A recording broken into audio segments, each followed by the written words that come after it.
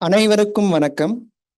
சாஸ்திரா பல்கலைக்கழகம் மற்றும் மத்திய கல்வி அமைச்சகத்தின் பாரதிய பாஷா சமிதி பாரதிய மொழிக்குழு பொருள் உதவியுடன் இணைந்து நடத்தும் ஜகத்குரு ஆதிசங்கராச்சாரியர் என்னும் விரிவுரை தொடருக்கு வருகை தந்திருக்கும் சாஸ்திரா பல்கலைக்கழகத்தின் சிறப்பு விருந்தினர்கள், உள்ள முதன்மையர்கள், பேராசிரியர்கள், மாணவர்கள் மற்றும் உங்கள் அனைவரையும் வருக வருக என வரவேற்கிறேன். இந்நிகழ்ச்சியில் சிறப்பு விருந்தினர்களாக வந்திருக்கும் அனைத்து சிறப்பு விருந்தினர்களையும் மேடைக்கு வருமாறு தாழ்மையுடன் கேட்டுக்கொள்கிறேன். நிகழ்ச்சியின் முதல் அங்கமாக கடவுள் வாழ்த்தினை பாட சட்டத்துறை இளங்கலை 3ஆம் ஆண்டு மாணவி அனன்யா அவர்களை அன்புடன் அழைக்கிறோம்.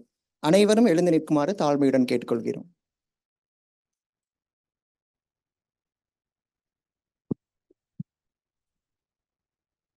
मैत्रीं भजत अखिलजयत्रीं मैत्रीं भजत अखिलजयत्रीं मैत्रीं भजत अखिलजयत्रीम् आत्मवदेव परानपि पश्यत आत्मवदेव परानपि पश्यत युद्धं त्यजत स्पर्धां त्यजत युद्धं त्यजत स्पर्धां त्यजत त्यजत परेष्वक्रममाक्रमणं त्यजत परेष्वक्रममाक्रमणं मैत्रीं भजत अखिलजयत्रीं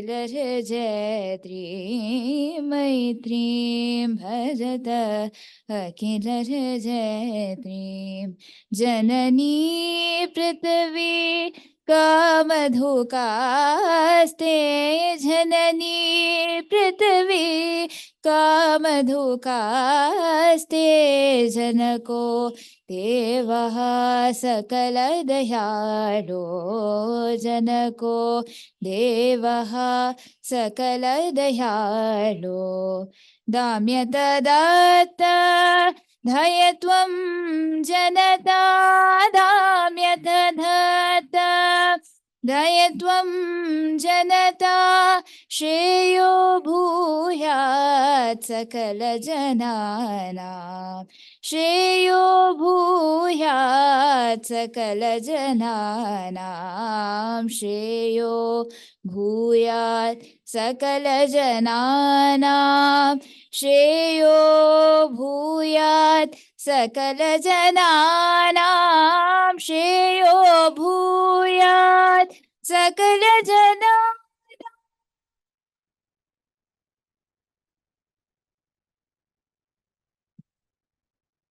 நன்றி அனன்யா.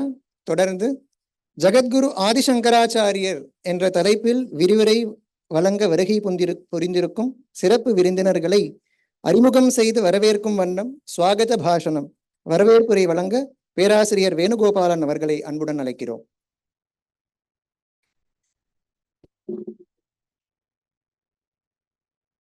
நமஸ்காரம்.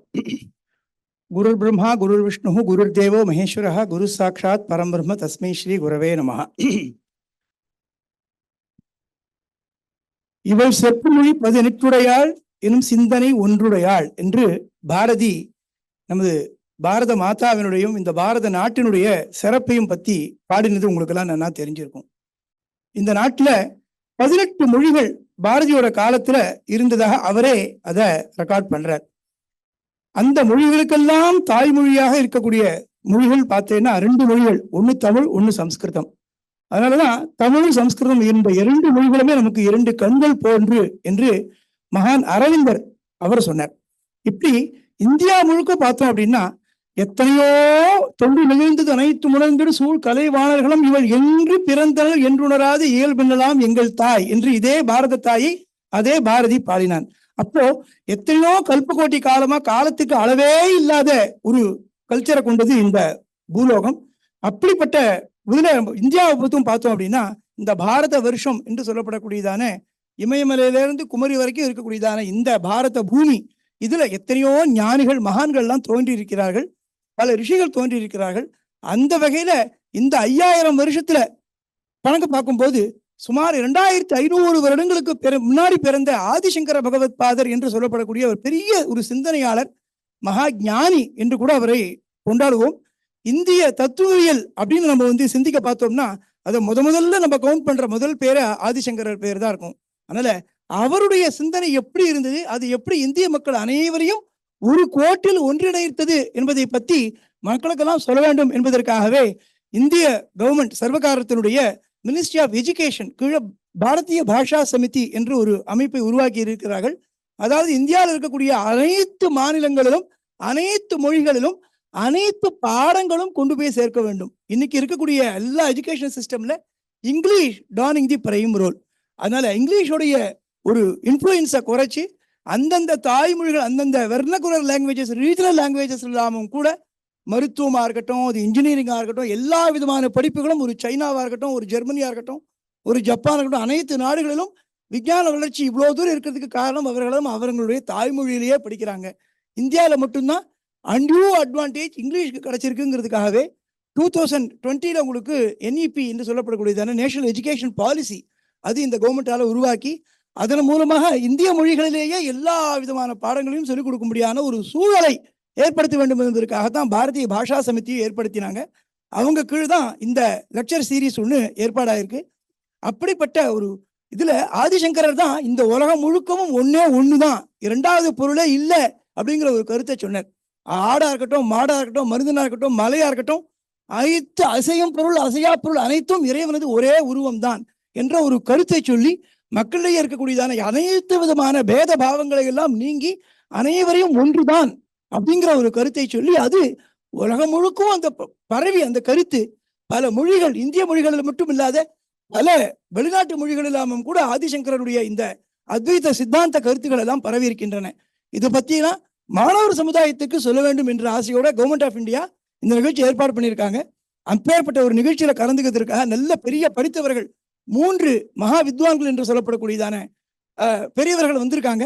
அதுல முதலாவதாக அத்வைத சித்தாந்தம் ஆதிசங்கரர் எதை போதித்தார் அப்படிஎன்பதை பத்தி சொல்லிக் கொடுக்கறதுக்கு ப்ரொஃபசர் மணி திராவிட் அப்படிங்கிறவர் வந்திருக்கார். நடுவில் உட்காந்துருக்கார். அவர் மெட்ராஸ் நேஷனல் காலேஜில் ப்ரொஃபஸரா இருக்கார். மகாமகோபாத்தியாய அப்படிங்கிற எப்படி இந்தியா லெவல்ல பொலிட்டிக்கல் பாரத ரத்னா கொடுக்குறாங்களோ அது மாதிரி சம்ஸ்கிருத சாஸ்திரங்கள்ல ஹையஸ்ட் ரெகக்னிஷன் ஏதாவது இருக்குன்னு பார்த்தா அந்த மகாமகோபாத்தியாய அவார்டு தான். அந்த அவார்டை ரொம்ப சின்ன வயசுலயே வாங்கினவர் அவர் இந்தியாலேயே. அப்பேற்பட்ட ஒரு பெரிய ஒரு ஸ்காலர் நமக்கு முன்னாடி அதை பத்தி எடுத்து சொல்றதுக்காக தமிழ் சொல்ல போறார். அவங்க கவர்மெண்டே என்ன சொல்றாங்க, நீங்க இங்கிலீஷ்ல பேசாதீங்க, எல்லாம் அந்தந்த ஊர்ல இருக்கக்கூடிய மொழியில பேசுங்கன்னு சொல்லியிருக்காங்க. அதனால 2 லெக்சர் இப்போ தமிழ்ல இருக்கும், 1 லெக்சர் இங்கிலீஷ்ல இருக்கும் அப்படிங்கிறதுக்காக அவர் ஆதிசங்கருடைய சித்தாந்தம் என்னவா இருக்கு, எப்படி உலகம் முழுக்கும் ஒண்ணு அப்படிங்கறத அவர் சொன்னார் அப்படிங்கறத பத்தி ப்ரொஃபசர் மணி திராவிட் அவர் சொல்ல போறார். அடுத்தது அந்த கருத்துக்கள் எல்லாம் ரீஜனல் லாங்குவேஜஸ் எப்படி பரவி இருக்கு, தமிழ், தெலுங்கு, கன்னடம், மலையாளம், ஹிந்தி போன்ற பல மொழிகள் எப்படி அந்த கருத்துக்கள் எல்லாம் இன்ஃப்ளூயன்ஸ் ஆயிருக்குங்கிறத பத்தி ப்ரொஃபசர் ஆர் தியாகராஜன் அவர் பிரசிடென்சி காலேஜ் மெட்ராஸ் அதுல HOD சம்ஸ்கிருதமா இருந்து ரிட்டையர் ஆனவர், அவர் நமக்கு சொல்ல போறார். அதுக்கு பிறகு இருக்கக்கூடியதான இந்த பக்கத்தில் இருக்கவர் ப்ரொஃபசர் ஸ்ரீரமண சர்மா அப்படின்னு பேரு. அவர் பெரிய ஒரு Vedic scholar and computer scientist also. அவர் பல விஷயத்துல கெட்டிக்காரர், சின்ன வயசுக்காரர். அவர் ஆதிசங்கரை என்னென்னலாம் ஸ்ட்ராட்டஜிஸை யூஸ் பண்ணி இந்த மக்கள் முழுத்தையும் ஒன்னாக்கினார். இந்தியர்கள் அனைவரும் பாரதியர்கள், நம்ம கலாச்சாரத்தாலும் நமது பண்பாட்டாலும் ஒன்றுதான், நமக்குள்ளே பிரிவே இல்லை என்பதை பத்தி பேசுறதுக்கு எப்படி அப்படிப்பட்ட ஒரு உணர்வை ஆதிசங்கரை ஏற்படுத்தினார் என்பதை பத்தி அவர் பேசப்படுறார். இந்த 3 ஸ்காலர்களையும் வரவழைத்து நாம அவங்களுக்கு சாஸ்திராவின் சார்பில் வருக வருக என்று வரவேற்கிறோம். அதே மாதிரி சாஷாவினுடைய டீன் அவர்கள் உமாமகேஸ்வரி மேடம் வந்திருக்கா, அவளுக்கும் நிறைய பெரியவர்கள் ஆசிரியர் பெருமக்கள் வந்திருக்கிறார்கள். அனைவரையும் கூட வரவேற்றி மாணவ செல்வர்கள் உங்கள் எல்லாரும் கூட வருக வருக என்று வரவேற்றி அமைகிறேன். நன்றி, வணக்கம். வரவேற்புரை ஆற்றிய பேராசிரியர் வேணுகோபாலன் அவர்களுக்கு நன்றி.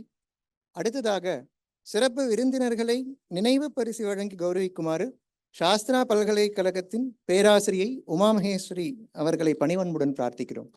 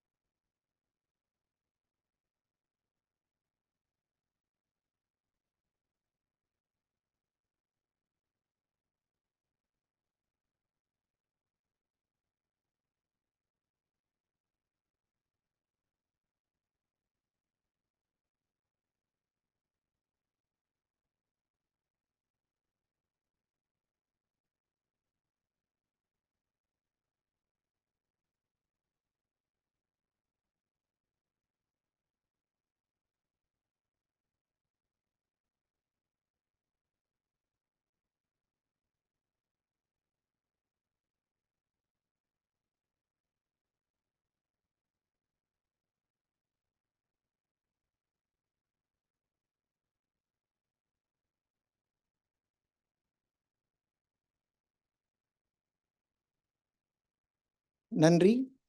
தொடர்ந்து பாரதிய மொழிக்குழுவின் தலைவர் பத்மஸ்ரீ சமு கிருஷ்ண சாஸ்திரி அவர்களின் வாழ்த்துச் செய்தியினை காணொளி மூலமாக காணலாம். नमस्कार। सम्मान्य प्रधानमंत्री श्री नरेंद्र मोदी जी के नेतृत्व में माननीय शिक्षा मंत्री श्री धर्मेंद्र प्रधान जी के मार्गदर्शन में भारत सरकार के शिक्षा मंत्रालय के द्वारा भारतीय भाषाओं के लिए कई कार्यक्रम हो रहे हैं और विशेषतः भारतीय भाषा समिति का गठन भी इसी उद्देश्य से भारतीय भाषाओं के प्रचार के लिए किया गया है और शिक्षा मंत्रालय के द्वारा और स्किल मंत्रालय के द्वारा भारत में सभी प्रकार के पाठ्यक्रमों के सभी पाठ्य पुस्तकों को भारतीय भाषाओं में स्थानीय भाषाओं में उपलब्ध कराने के लिए भी बहुत प्रकार के कार्यक्रम यूजीसी, एआईसीटी, एनसीईआरटी इत्यादि संस्थानों के द्वारा हो रहे हैं और विशेषतः शिक्षा मंत्रालय का यह निर्णय है कि भारत में जो कोई पाठ्यक्रम पढ़ाया जाएगा हर स्तर पे हर पाठ्यक्रम का पाठ्य पुस्तकें स्थानीय भाषा में अगले 3 साल के अंदर उपलब्ध कराना यह एक अत्यंत महत्वपूर्ण निर्णय किया गया है और सीबीएसई के द्वारा भी सभी 8वीं सूची के सभी 22 भाषाओं के माध्यम से शिक्षा का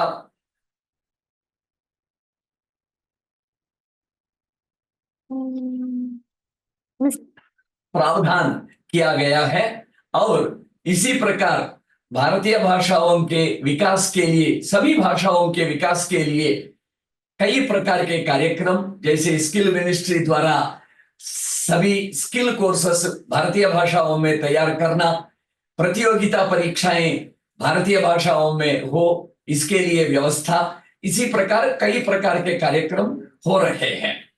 सभी भारतीय भाषाएं राष्ट्रभाषाएं हैं। सभी भारतीय भाषाएं लोगों को जोड़ने का साधन है और भाषा, मातृभाषा, मातृभूमि और माँ ये सब हमारे जीवनदायिनी है। भाषाएं जोड़ने का साधन बनना चाहिए और भाषाओं का विकास के लिए भाषाओं में प्रयोग भाषण करना और समकालिक साहित्य निर्माण करना, समकालिक आवश्यकताओं की पूर्ति के लिए अपेक्षित शब्दावली का निर्माण हो और भारतीय भाषाएं सीखने के लिए अपेक्षित पठन पाठन पाठ्यक्रम विपुल मात्रा में उपलब्ध हो।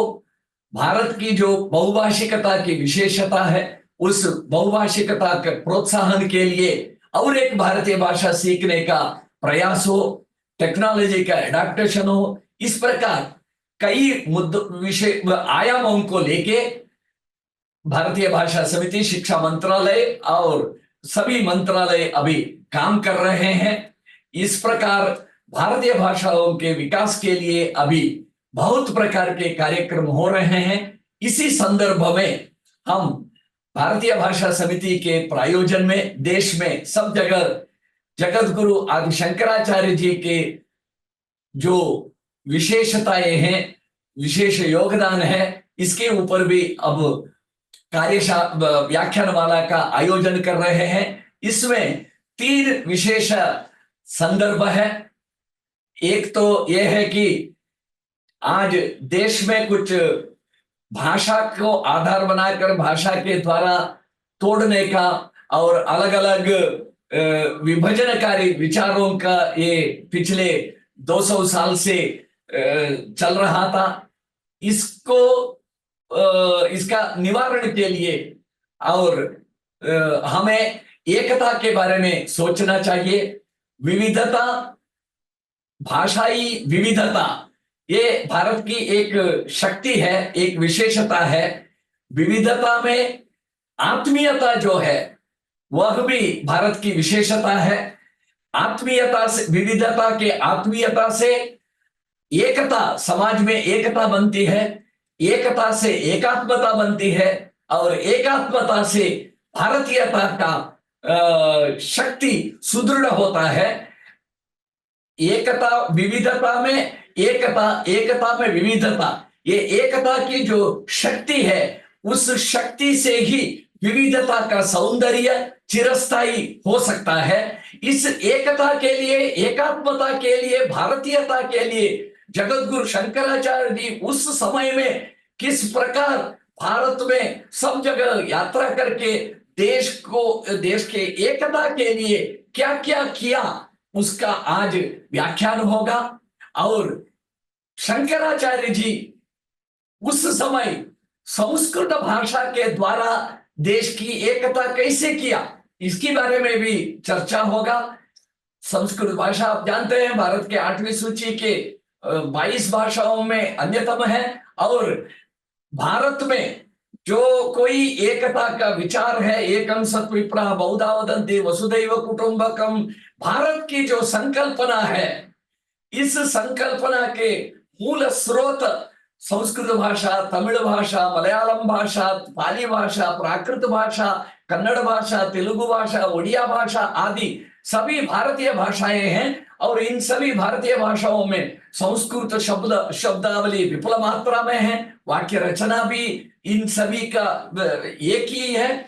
तो इस प्रकार भाषा का उस समय में शंकराचार्य जी का संस्कृत भाषा के माध्यम से सामाजिक आध्यात्मिक भारतीय पुनरुत्थान उन्होंने जिस प्रकार साधा, उसी प्रकार आज भी देश एक है, धर्म का पुनर्जागृति हो, इसके लिए साधु संत महापुरुष देश में अपना जीवन समर्पण करके काम कर रहे हैं। एक संयोग ये है, आदि शंकराचार्य जी स्थापित जो 4 मठों में एक मठ है श्रृंगेरी शारदा पीठम। इस शारदा पीठम के वर्तमान जगतगुरु श्री श्री भारती तीर्थ महास्वामी जी, जिनको हम महासन्निधानम बोलते हैं, उनके संन्यास ग्रहण के स्वर्ण महोत्सव का वर्ष है, 50वां वर्ष है।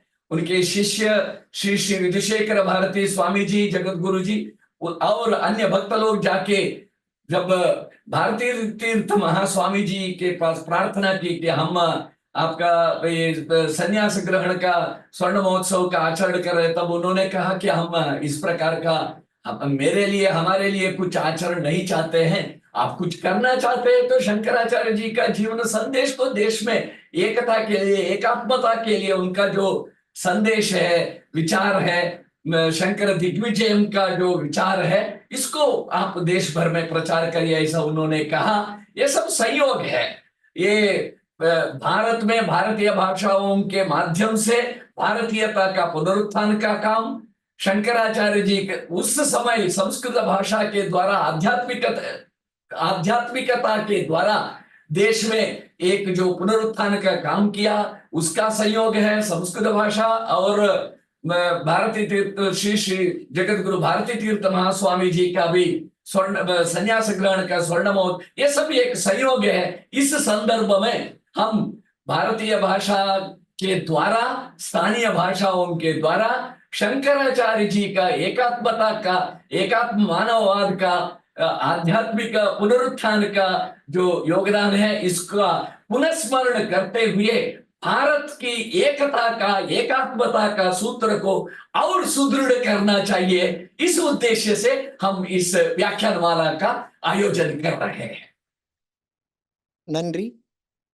அடுத்ததாக an introduction to philosophy of Sri Adi Shankara, ஆதிசங்கரரது கொள்கைகளின் அறிமுகம் என்ற தலைப்பில் விரிவுரை வழங்க மகாமகோபாத்தியாயா பேராசிரியர் ஆர் மணித்ராவிட சாஸ்திரிகள் அவர்களை பணிவன்புடன் அழைக்கிறோம்.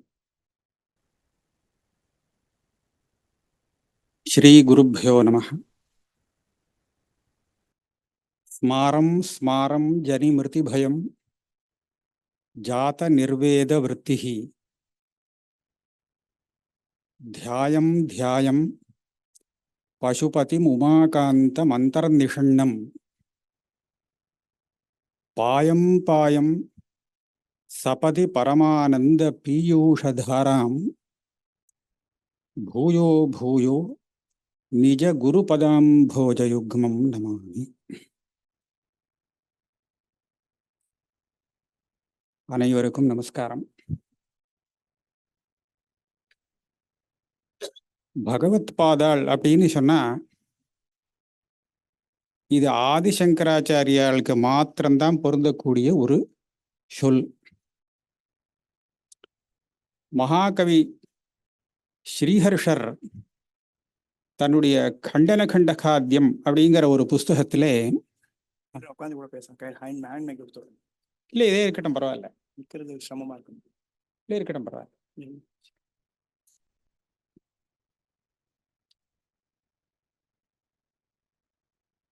பகவத்பாதேன வா பாதராயணீயேஷு சூத்ரேஷு பாஷ்யம் நாபாஷி அப்படின்னு பகவத்பாத சப்தத்தை பிரயோகம் பண்ணியிருக்கார்.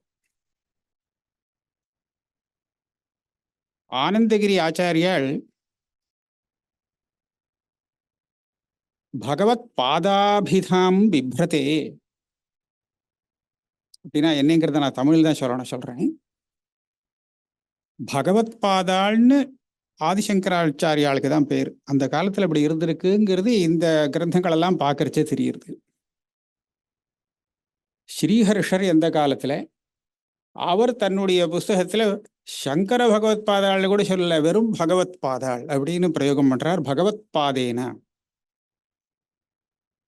ஆதிசங்கரர் எழுதின அத்தனை புஸ்தகங்களுக்கும் முக்காவாசி புஸ்தகங்களுக்கு உரை எழுதிய ஆனந்தகிரி ஆச்சாரியர் அவர் தன்னுடைய மங்களாச்சரணம் சொல்லக்கூடிய அந்த ஸ்லோகங்கள்ல பகவத் பாதாள்னு பேர் உள்ளவர் அப்படின்னு சொல்றார். பகவத் பாதாள்னு பேரு வந்தவர், பேரே பகவத் பாதாள்னு வைக்கல, ஆனா அதுக்கப்புறம் மரியாதைக்காக பகவத் பாதாள்னு சொல்றதை தவிர வேற அவருடைய பேரை கூட சொல்றது இல்லை. அந்த மாதிரி இருந்திருக்கு. அப்பேற்பட்ட பகவத் பாதாள்னு சொல்லக்கூடிய ஒரு உத்தமமான ஒரு பெரியவாளுடைய கொள்கைகள் என்ன, அவர் நமக்கு கொடுத்த ஒரு பெரிய உபகாரம் என்ன அப்படிங்கிறத நம்ம பார்க்கணும். மதுசூதன சரஸ்வதி சுவாமிகள்னு ஒரு பெரியவர், அவர் என்ன சொல்றாருன்னா, சங்கர பகவத் பாதாள் என்ன நமக்கு கொடுத்தாள் அப்படின்னு சொன்னார். நமக்குன்னு சொன்னா ஒரு மனுஷாள்ல ஒத்தனை கூட விடாம அத்தனை பேருக்கும் அவர் கொடுத்தது என்ன அப்படின்னு கேட்டா அமிர்தத்தை கொடுத்தாராம். அப்படி சொன்னா புரியாது அமிர்தம்னா என்னங்கிறது. ஒரு கதை புராணங்கள்ல வரும். இந்த கருடன்னு சொல்றோமோனோ, மகாவிஷ்ணுவுக்கு வாகனம், அந்த கருடனுடைய மாதா வினதான்னு பேராம். இந்த வினதாவை கஷ்யப பிரஜாபதியுடைய இன்னொரு பத்னியாக இருந்தவள் கத்ருஹு. அவ சர்ப்பங்களுக்கெல்லாம் மாதாவா இருந்தவ. இந்த வினதாவுக்கும் கத்ருவுக்கும் ஒரு போட்டி வந்ததுல ஏதோ ஒரு தவறான ஒரு நடைமுறையில கத்ரு ஜெயிச்சுட்டா. அந்த போட்டியில முன்னாடியே என்ன தீர்மானம் பண்ணியிருந்தான்னா, யாரு தோக்கறாளோ அவ இன்னொருத்தருக்கு ஜெயிச்சவாளுக்கு தாசியாக அடிமையாக இருந்துட்டு வேலை செய்யணும் அப்படின்னு. அந்த விதத்துல கருடனுடைய மாதாவான வினதாவை அந்த கத்ரு தனக்கு அடிமையா ஆக்கிண்டுட்டா. அங்க என்ன போட்டி அப்படின்னு கேட்டா, சூரிய பகவானுடைய ரதத்துல பூட்டப்பட்ட அந்த குதிரைகளுடைய நிறமானது வெண்மையா கருமையா அப்படின்னு வெள்ளை குதிரை போட்டிருக்கா இல்ல கருப்பு குதிரை போட்டிருக்கான்னு அங்க சர்ச்சையாம். எல்லாரும் பொதுவாக சொல்றது அது வெண்குதிரை அப்படின்னு. ஆனா இந்த கத்ருவானவள் அவளுடைய பிள்ளைகளான சர்ப்பங்களை விட்டு அந்த குதிரைகள் அப்படியே சுத்தி இருக்கும்படியா பண்ணி, அது கருப்பு நேரத்துல தானே இருக்கும், இங்கேருந்து பார்த்தா கருப்பா தெரிஞ்சு கொடுத்து. ஆச்சு, ஜெயிச்சாச்சு. இது ஒரு நியாயமான ஜெயம் இல்லை. ஆனாலும் அந்த வினதாவானவள் தான் தோத்து போனோம் அப்படிங்கிறத தன்னுடைய தோல்வியை ஒத்துண்டு அந்த கத்ருவுக்கு அடிமையாக வேலை செஞ்சுட்டு இருக்கார். வினதாவுடைய பிள்ளையானவர் கருடன், சாக்ஷாத் மகாவிஷ்ணுவுக்கு வாகனமாக கைங்கரியம் பண்ணிட்டு இருக்கிறவர். அவருக்கு இந்த விஷயம் தெரிஞ்சது. எப்படியாவது தன்னுடைய அம்மாவை காப்பாற்றணுமே, இந்த அடிமை இதுலேருந்து வெளியில கொண்டு வரணுமே அப்படிங்கிறதுக்காக அங்க கேட்டார், என்ன கொடுத்தா என்னுடைய அம்மாவை நீங்க விட முடியும் அப்படின்னு. அதுக்கு அவளாம் சொன்னா, தேவலோகத்தில் அமிர்தம் இருக்கோ இல்லையோ, அந்த அமிர்தத்தை கொண்டு கொடுத்துரு, உங்க அம்மாவை விட்டு விடுறேன். ஆக அமிர்தத்தை கொடுத்து உங்க அம்மாவை மீட்டுண்டு போ அப்படின்னு சொன்னாலாம்.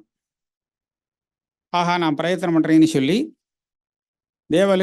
தேவலோகத்துக்கு போய் தேவதைகள் சாப்பிடக்கூடிய அந்த அமிர்தத்தை கஷ்டப்பட்டு அவர் எடுத்துன்னு வந்தார். அங்க பல சிக்கல்கள்லாம் இருந்திருக்கு. அங்க அமிர்தத்தை கொடுக்கும்போது அங்க உள்ள அதிகாரிகள்லாம் என்ன சொன்னான்னா, அமிர்தம் கொடுக்குறேன், ஆனா அதை சாப்பிட்றதுங்கிறது அவளுடைய சாமர்த்தியம், நான் கொடுக்கறது அவ்வளோதான், அதுக்கப்புறம் அவள் சாப்பிட முடியலன்னா அதுக்கு நான் பொறுப்பாளி இல்லைன்னு. அதே மாதிரி ஒரு அமிர்தத்தை கொண்டு வைக்கிறா. தர்பாசனத்துல, தர்பையால ஆன ஆசனத்துல அதை வச்சுட்டு போறா. அம்மாவை வீட்டுட்டு போயிடுறார். ஆனா அந்த அமிர்தத்தை அந்த கத்ருவாலேயோ அவளுடைய பிள்ளைகளாலேயோ எடுத்துக்க முடியல. அந்த மாதிரி ஆயிடுச்சு. அது ஒரு கதை. இங்கே எனக்கு வேண்டிய அம்சங்கள் என்ன அப்படின்னு கேட்டா, அமிர்தத்தை கொடுத்து கருடன் எப்படி தன்னுடைய மாதாவான வினதாவை ஒரு பெரிய பந்தத்திலேந்து விடுவித்து முக்தி அளித்தாரோ, அதை ஒரு உபமானமாக எடுத்துக்கொண்டு மதுசூதன சரஸ்வதி சுவாமிகள் என்ன சொல்றாருன்னா, நமக்கு எல்லாருக்கும் அமிர்தத்தை கொடுத்து ஒரு பெரிய பந்தத்திலேருந்து விடுதலை கொடுத்தவர் ஆதிசங்கர பகவத் பாதாள். என்ன பந்தம்? முதல்ல பந்தம்னா என்ன, அதுவே நமக்கு தெரியாது. பந்தம் அப்படின்னு சொன்னால் ஏதோ ஒரு கயத்தை போட்டு கட்டுறதோ, இல்லை ஒரு ஜெயிலுக்குள்ள போட்டு பூட்டி வைக்கிறதோ, வெளியில போக விடாம பண்றதோ, அதைத்தான் நாம பந்தம் அப்படின்னு நினைச்சுட்டு இருக்கோம். ஆனா அது வாஸ்தவத்தில் அது பந்தம் இல்லை. பந்தம் இல்லைன்னு நான் சொல்ல வரல, விவகாரத்தில் அது பந்தம் தான். ஆனா நம்ம சாஸ்திரப்படி, இந்த அத்வைத சாஸ்திரப்படி அது ஒன்றும் பெரிய பந்தம் இல்லை. ஆதிசங்கர பகவத் பாதால் நமக்கு சொல்லிக் கொடுக்கக்கூடிய பந்தம் என்னது அப்படின்னு கேட்டா, நாம மறுபடியும் மறுபடியும் பிறக்கிறோமே, பிறந்தால் மறிக்கிறோமோ இல்லையோ, பிறந்தவன் யாராவது மறித்ததில்லை அப்படின்னு உண்டா? அத்தனை பேரும் ஒத்தன் பாக்கி இல்லாம, மனுஷாள்னு மாத்திரம் இல்லை, அத்தனை பிராணிகளும் எதுக்கெல்லாம் பிறப்பு உண்டோ அதுக்கு எல்லாம் மரணம் இருக்கு. இந்த ஜனனம் மரணம் அப்படிங்கிறது இருக்கே, இதுதான் நமக்கு நிஜமான பந்தம். இது ஏன் பந்தம்னு சொல்லணும் அப்படின்னு கேட்டா, ஜனனம் மரணம் அப்படிங்கிறது இதையே பந்தம்னு சொல்லணும். இதுதான் தவிர்க்க முடியாததாக இருக்கு. நாம நன்னா கவனிக்கலாம், யோஜனை பண்ணி பார்த்தா நம்மளுடைய ஜனனத்தை மரணத்தை பற்றி நமக்கு ஒன்றும் தெரியறது இல்லை. ஏன்னா ஜனனங்கள்லாம் மறந்து விடுறது, அந்த சமயத்தில் என்ன ஆகிறதுங்கிறது ஒன்றும் ஞாபகம் இருக்கிறது இல்லை. ஆனால் மற்றவாளுடைய ஜனனத்தை பார்க்கறச்சே தெரிகிறது, மற்றவாளுடைய மரணத்தை பார்க்கறச்சே நமக்கு தெரிகிறது நம்மளுடைய மரணமும் இப்படிதான் இருக்கும்னு. மரணத்துக்கு முன்னாடி சிரமப்படுறதெல்லாம் பார்க்கும்போதும் நமக்கு நல்ல வைராக்கியம் ஏற்படுறது, இதில் பல சிரமங்கள்லாம் இருக்கே அப்படின்னு. ஆனால் இதுலேருந்து எப்படி மோட்சம் வரும்? பகவத்கீதையில் ஜாதஸ்ய ஹி த்ருவோ மிருத்யு த்ருவஞ்சன்ம மிருதஸ்ய ச தஸ்மாத் அபரிஹாரியர்த்தே நத்துவம் சோசித்து மருகசி அப்படின்னு பகவான் அர்ஜுனனுக்கு ஒரு உபதேசம் பண்றான். இது என்ன அர்த்தம்னு கேட்ட, யாருக்கு பிறப்பு உண்டோ, எவன் பிறந்தானோ அவனுக்கு மரணம் நிச்சயம் உண்டு. எவன் மரிக்கிறானோ, எவனுக்கு மரணம் உண்டோ அவனுக்கு பிறப்பும் உண்டு. இதை யாருனாலையும் தவிர்க்க முடியாது. தவிர்க்கவே முடியாத ஒரு விஷயத்துக்காக நீ ஏன் கவலைப்படுற அப்படின்னு சொல்ற. அபரிஹாரியர்த்தே நத்துவம் சோசித்து மருகசி, அதுக்காக கவலைப்படாத. பீஷ்மாதிகள்லாம் செத்து போடுவாளேன்னு சொல்லி அர்ஜுனன் கவலைப்பட்டு இருந்தானே, செத்துதான் பாப்பவா, அதுக்காக நீ எனக்கு கவலைப்படுறது, கவலைப்பட்டா ஆகாம இருக்க போறாளா அப்படின்னு அவரை உபதேசம் பண்ற மாதிரி தெரிகிறது. அப்படியானால் இந்த ஜனனம் மரணம் இதுதான் நமக்கு பந்தம் அப்படின்னு எப்போ வருதோ, இந்த பந்தத்திலேருந்து விடுபடுறதுக்கு உபாயம் இருக்க முடியுமா அப்படின்னு சந்தேகம் வருது. சங்கர பகவத்பாதாள் அதுக்கு உபாயத்தை என்ன சொல்றாருன்னா, நமக்கு எப்போ ஜனனமும் இல்லைன்னு ஆகுமோ, மரணமும் இல்லைன்னு தெரியுமோ, அப்போ ஜனனமும் கிடையாது மரணமும் கிடையாது, நமக்கு பந்தத்திலேருந்து முக்தி. இது என்ன புதுசா இருக்கு? பிறந்தவன் அப்படின்னு சொன்னா அவசியம் மரணம் உண்டு அப்படின்னு சொல்றது, மரணம் வந்து கொடுத்தோன்னு சொன்னா மறுபடியும் பிறப்பு உண்டுங்கிறதையும் சொல்றது. ஆனா இப்ப இது ரெண்டும் இல்லாதவனுக்கு முக்தின்னு சொன்னா நமக்கெல்லாம் என்ன கதி? நாம் எல்லாரும் வந்து பிறந்தவாள் தானே. யாராவது இங்க பிறக்காதவாள் இருக்காளா அப்படின்னு கேட்டா ஒத்துருமே இல்லை. அத்தனை பேரும் பிறந்தவாள் தான். யாராவது தன்னை நான்லாம் பிறக்கலை அப்படின்னு நினைக்க முடியுமா? முடியவே முடியாது. பிறந்தவர்களுக்கு மரணம் உண்டு அப்படின்னு தீர்மானம். அதே மாதிரி மரித்தவர்கள் யாரோ அவளுக்கு பிறப்பும் உண்டுன்னு, அப்ப எங்க இதுலேருந்து எங்க விடுதலை வர முடியும் அப்படின்னு கேட்டா, நாம பிறக்கலேங்கிறத முதல்ல தெரிஞ்சுக்கணும். இப்படி சொன்னா யாராவது ஏத்துப்பாளோ நம்ம பிறக்கலேன்னு? அதுக்கு தான் எது பிறக்கிறது, நாம் யார், நாம யாரு, சரீரம் தானே பிறக்கிறது, சரீரம் வேறு தான் வேறு அப்படிங்கிற விஷயத்தை சொல்லி கொடுக்கக்கூடிய ஒரு தத்துவம். இதை வந்து சாஸ்திரம் இது வந்து ஆச்சாரியால் தான் போதிச்சாங்கிறது இல்லை. சரீரம் வேறு ஆத்மா வேறு தான் வேறு அப்படிங்கிற விஷயத்தை அத்வைத்தத்தை தவிர்த்து மற்ற சாஸ்திரங்கள் கூட சொல்றது. இது வெறும் வேதாந்தம் சொல்லி கொடுக்கறதுங்கிறது இல்லை. வேதாந்த சாஸ்திரத்தை தவிர்த்தும் மற்ற சாஸ்திரங்கள் கூட இந்த விஷயத்துல சரீரம் ஆத்மா கிடையாது, ஆத்மாதான் அழிவில்லாதது, சரீரம் அழிவு உடையது, அதை நித்தியமான சரீரம்ங்கிறது கிடையவே கிடையாது அப்படிங்கிறத சொல்றதுக்கு எல்லா சாஸ்திரமும் இருக்கு. ஆனா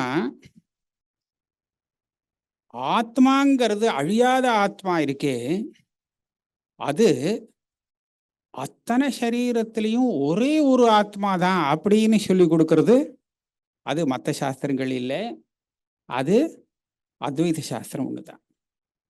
சரீர எல்லாம் ஒண்ணுன்னு நான் சொல்ல வரல. எறும்புலேருந்து எடுத்து அத்தனை பிராணிகளும் மனிதர்களும் தேவதைகளும் பிரம்மலோகத்தில் இருக்கிற ஜீவன்களும் அத்தனை சரீரங்கள்லையும் இருக்கக்கூடிய ஆத்மாங்கிறது உண்மையில ஒண்ணு அப்படின்னு சொல்லி கொடுக்கறது தான் அத்வைதம். இந்த அத்வைதத்தை சொல்லி கொடுக்கறதுக்காக நமக்கு வேதத்துல ஒரு பாகம் இருக்கு, அதை நம்ம வேதாந்தம் அப்படின்னு சொல்லுவோம். இது வந்து ரொம்ப ரகசியமான விஷயம். அதனால அந்த ரகசியமான விஷயத்தை மறைச்சு வச்சுட்டு இருந்தா, மறைச்சு வச்சத்துல அதை மறைஞ்சே போயிடுத்து.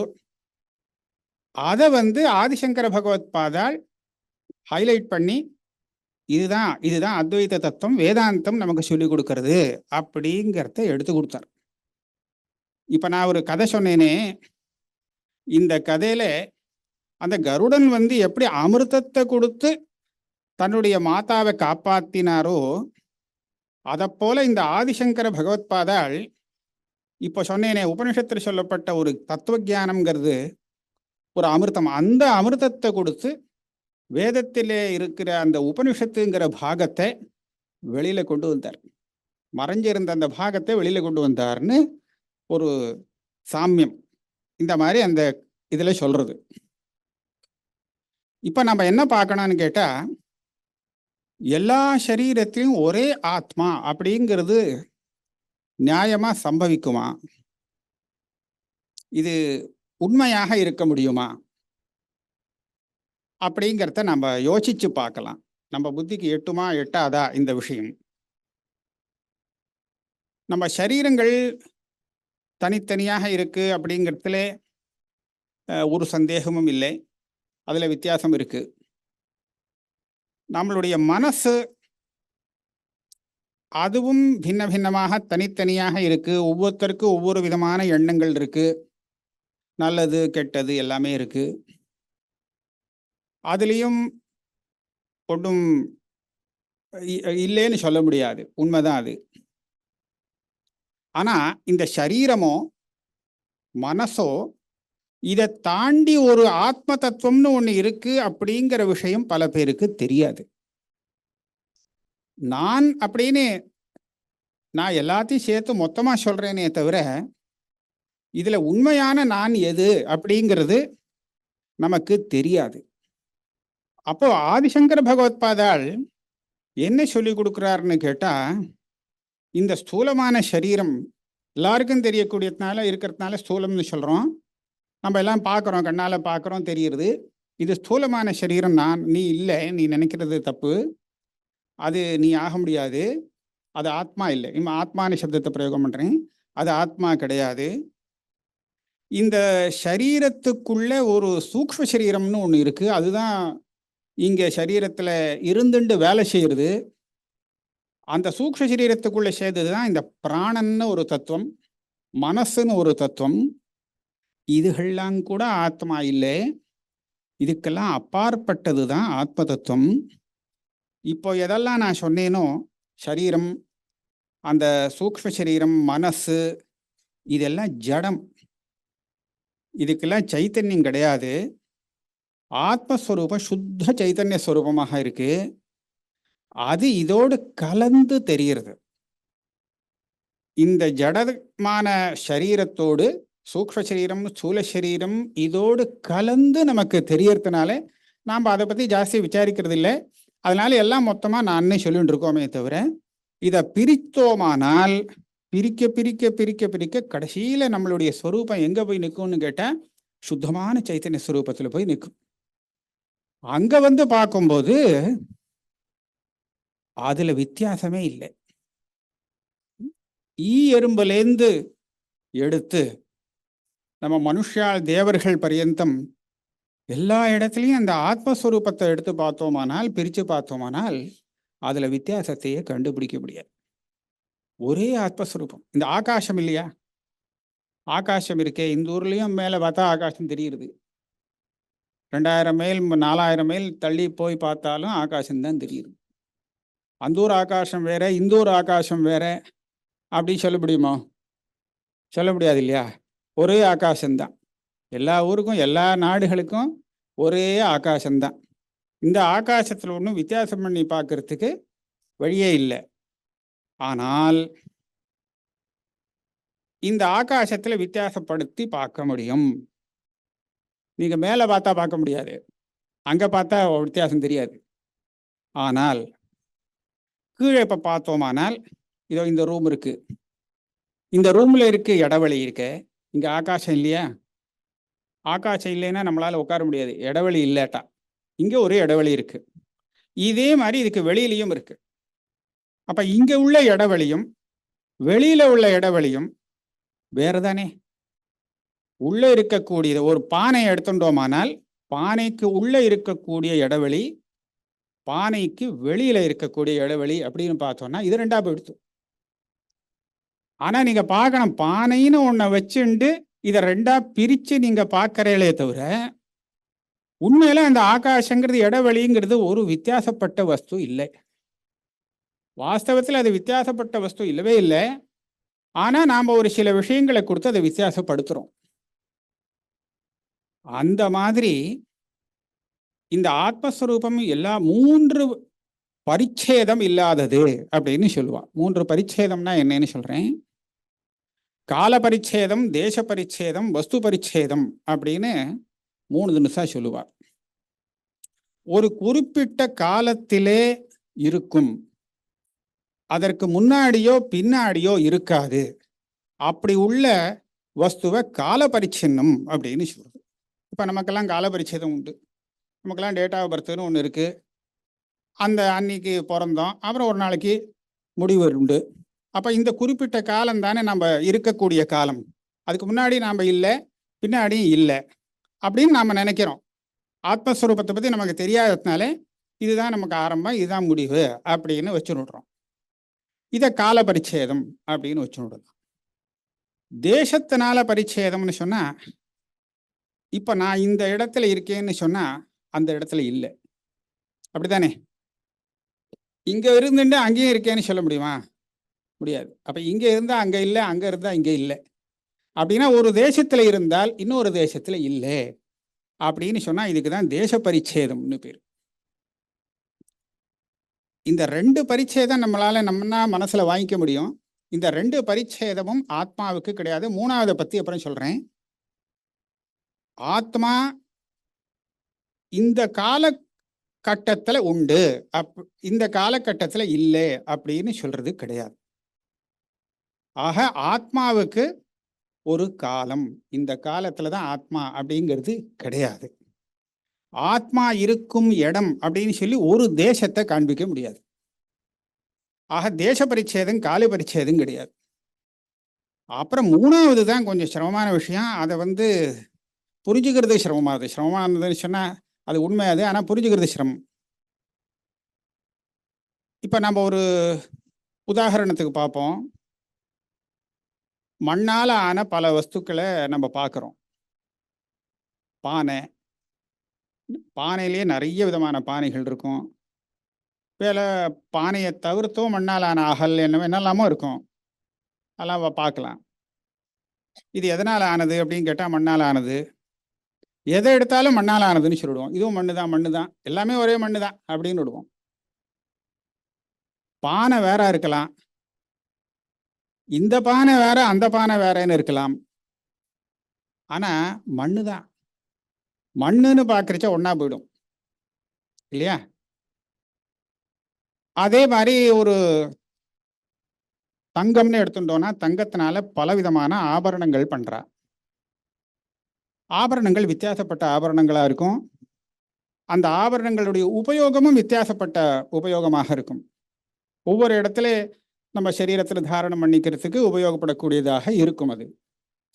ஆனா தங்கம்னு பார்த்தோம்னா அதுல வித்தியாசம் வருமா? வரவே வராது, ஒரே தங்கம் தான்.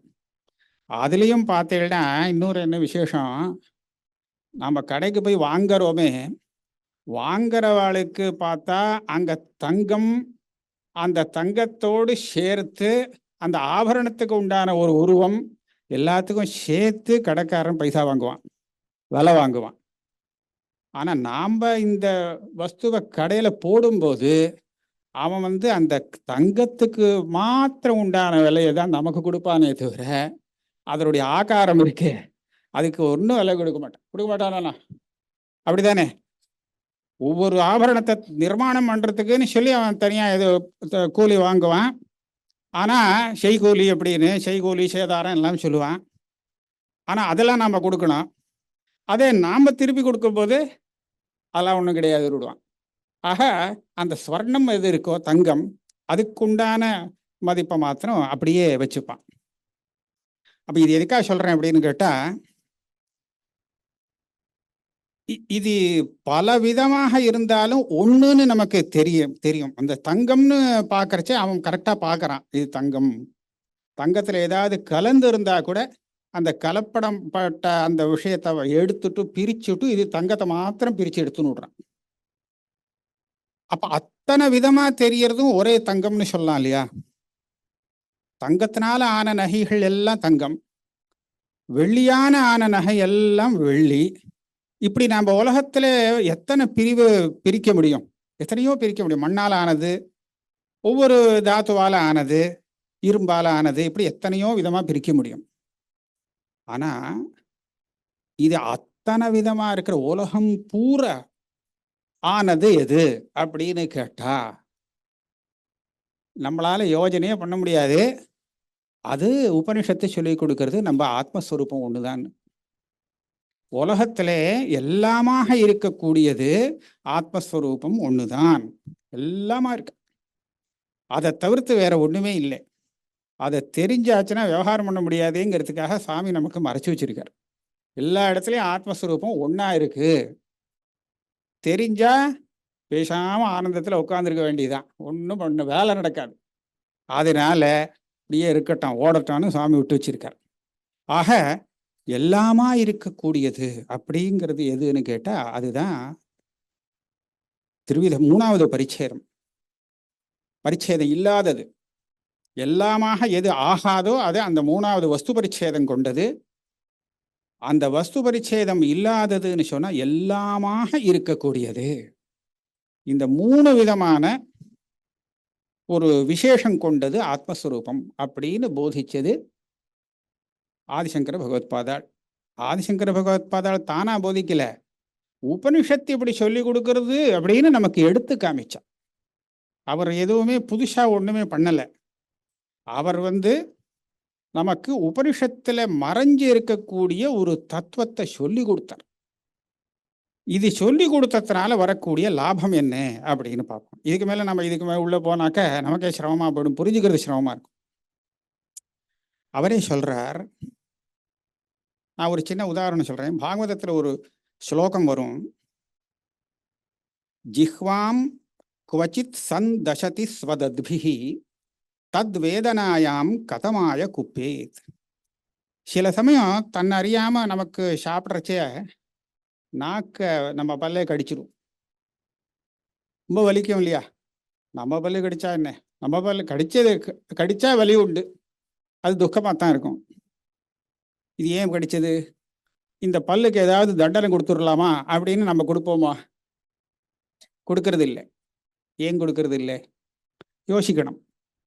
நம்ம பல்லோ இல்லையா, அடுத்தவன் பல்லு கடிச்சிருந்தா உடனே தண்டனை கொடுக்கறது தயாரா இருப்போம். ஆனா நம்ம பல்லா இருக்கிறதுனால நாம ஒன்றும் பண்ண மாட்டோம், சரி இது விட்டுருவோம்.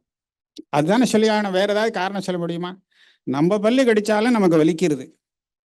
வேற யாராவது ஒருத்தன் அப்படி பண்ணானாலும் நிச்சயமா வலிக்கும். அடுத்தவன் பண்ணினா தண்டனை உண்டு. நம்ம பல்லு நம்ம நாக்கை கடிச்சு கொடுத்துனா தண்டனை கொடுக்கறது இல்லை அந்த பல்லுக்கு. ஜிஹ்வாம் குவச்சித் சந்தசதி ஸ்வதத்பிஹி. தன் பல்லே தன் நாக்கை கடிச்சு விடுறது. அப்ப யாருக்கு தண்டனை கொடுக்கறது? கோபம் வருமா? கோபமும் வருது இல்லை. ஏதோ அந்த வலியை பொறுத்துன்னு போயிடுறான். இது ஏன் அப்படின்னு கேட்டா, நமக்கு நாக்கும் நம்முடையது, அந்த பல்லும் நம்முடையது அப்படிங்கிற ஒரு எண்ணம் இருக்கு. அதுதான் காரணம். நம்ம புத்திசாலி, அந்த பல்லை உடனே தட்டிடுறது இல்லை. நம்ம பல்லு நம்ம நாக்கை கடிச்சு கொடுத்தோ இனிமே இந்த பல்லை வச்சுக்கப்படாது அப்படின்னு உடனே தட்டி விடுறது இல்லை.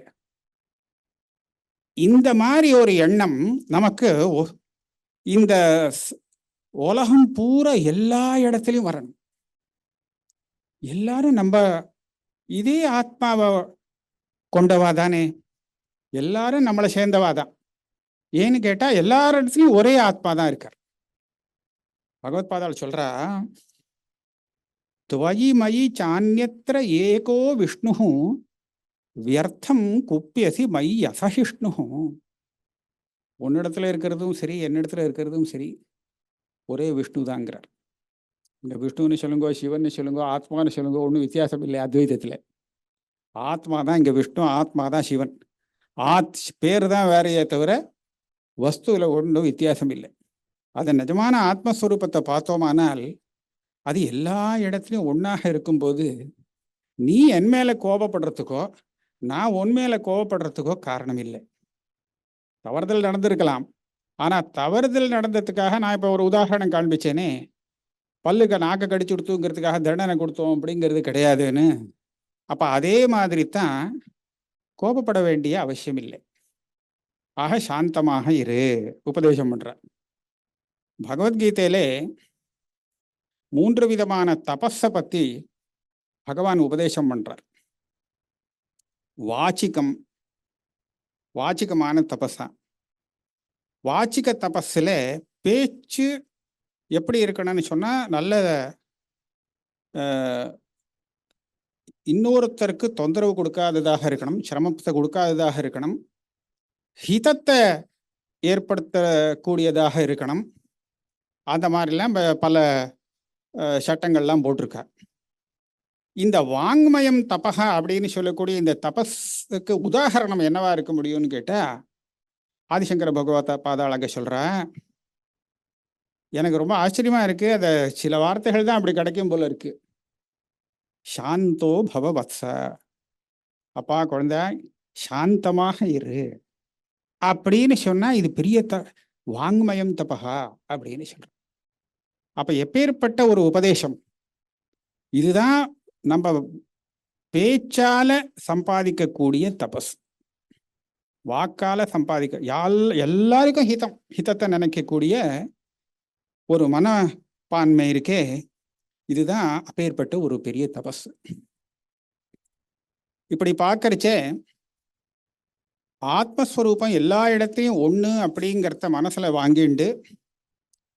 மனசுல வாங்கிக்கிறோமோ இல்லையோ, மனசுல வாங்கி காட்டாலும் பரவாயில்ல, ஒரு தியானமாவது பண்ணிக்கலாம்னு ஆச்சாரியால் சொல்றா. அப்படி நினைப்புல கொண்டு வரலாம். நம்ம புரிஞ்சுக்கிறோமா இல்லையான்னு தெரியுது. புரிஞ்சுக்கிறதுக்கும் வெறும் சொல்றதுக்கும் கூட வித்தியாசம் இருக்கு. மனசுல வாங்கிண்டு அனுபவிக்கிறதுங்கிறது வேற. அவ அப்படி சொல்றா அப்படிங்கிறத நம்ம சும்மா புத்தியில நினைச்சு பார்க்கறது இருக்கே, அது வேற. ஆனா புத்தியில நினைச்சு பார்க்கறது கூட நமக்கு நம்மளை சாந்தப்படுத்தும். அப்பேற்பட்ட உபதேசங்கள் ஆதிசங்கர பகவத் பாதாள் நமக்கு கொடுத்துருக்கா. இப்போ ஒரு சின்ன உதாரணம் சொல்றேன். கௌடபாத காரிக்கைன்னு ஆச்சாரியாளுடைய பரமகுரு எழுதின ஒரு காரிக்கை. அது மாண்டூக்கிய உபனிஷத்து அப்படின்னு ஒரு உபனிஷத்துக்கு வியாக்கியானம் தான் அது. அந்த வியாக்கியானத்துல காரிக்கை ஸ்லோக ரூபமா வியாக்கியானம் பண்ணியிருக்காரு. ஒரு வித்தியாசமான வியாக்கியானம். எந்த இடத்துல அந்த உபனிஷத்துல சில சந்தேகம் வரத்துக்கு அவர் இடம் இருக்குன்னு நினைச்சாரோ, அப்பேற்பட்ட இடத்துல மாத்திரம் ஒரு சின்ன நோட்ஸ் போடுற மாதிரி ஸ்லோகம் எழுதிட்டார். இதுதான் வியாக்கியானம். அது அந்த வியாக்கியானத்துல ஏதோ ஒரு உதாரணம் எடுக்கிறார். ஒரு யானையில ஒரு வீரன் வந்துட்டு இருக்கான். அந்த காலத்துல படைகள்லாம் உண்டு இல்லையா, யானைப்படை குதிரைப்படை அப்படின்லாம். யானையில வீரன் வந்துட்டு இருக்கான். யாரோ ஒருத்தன் புத்தி கோளாறு உள்ளவன், அவன் எதிர்த்தாப்புல அவனுக்கு நேருக்கு நேர் நின்று பேசுறான். நான் உனக்கு சண்டைக்கு கூப்பிடுறேன், நானும் ஒரு யானை மேலே ஏறிட்டு வந்திருக்கேன், விடு, நாம 2 பேரும் யார் ஜெயிக்கிறா பார்ப்போம், சண்டை போடுவோம் அப்படின்னு பைத்தியக்காரன் நினைக்கிறான். சொல்றான், கத்துறான். நம்ம என்ன கவனிக்கணும், இவன் தரையில நின்றுண்டு யானை மேல உட்கார்ந்துருக்கிறவனை பார்த்து பேசுறான், விடுறா உன் யானை என் மேல அப்படின்னு. அவன் விடுவனா? அவன் புத்தி சுவாதீனம் இல்லாதவனா இருந்தா தான் விடுவனே தவிர, இல்லாட்டா இவன் மேல விட மாட்டான். ஏன் அப்படின்னு கேட்டா, இவனோட அவனுக்கு என்ன விரோதம்?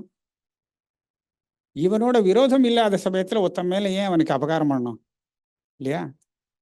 ஒருத்தன் இன்னொருத்தனுக்கு அபகாரம் பண்றான் அப்படின்னு சொன்னா அதுக்கு பின்னாடி ஏதோ ஒரு விஷயம் இருக்கணும்.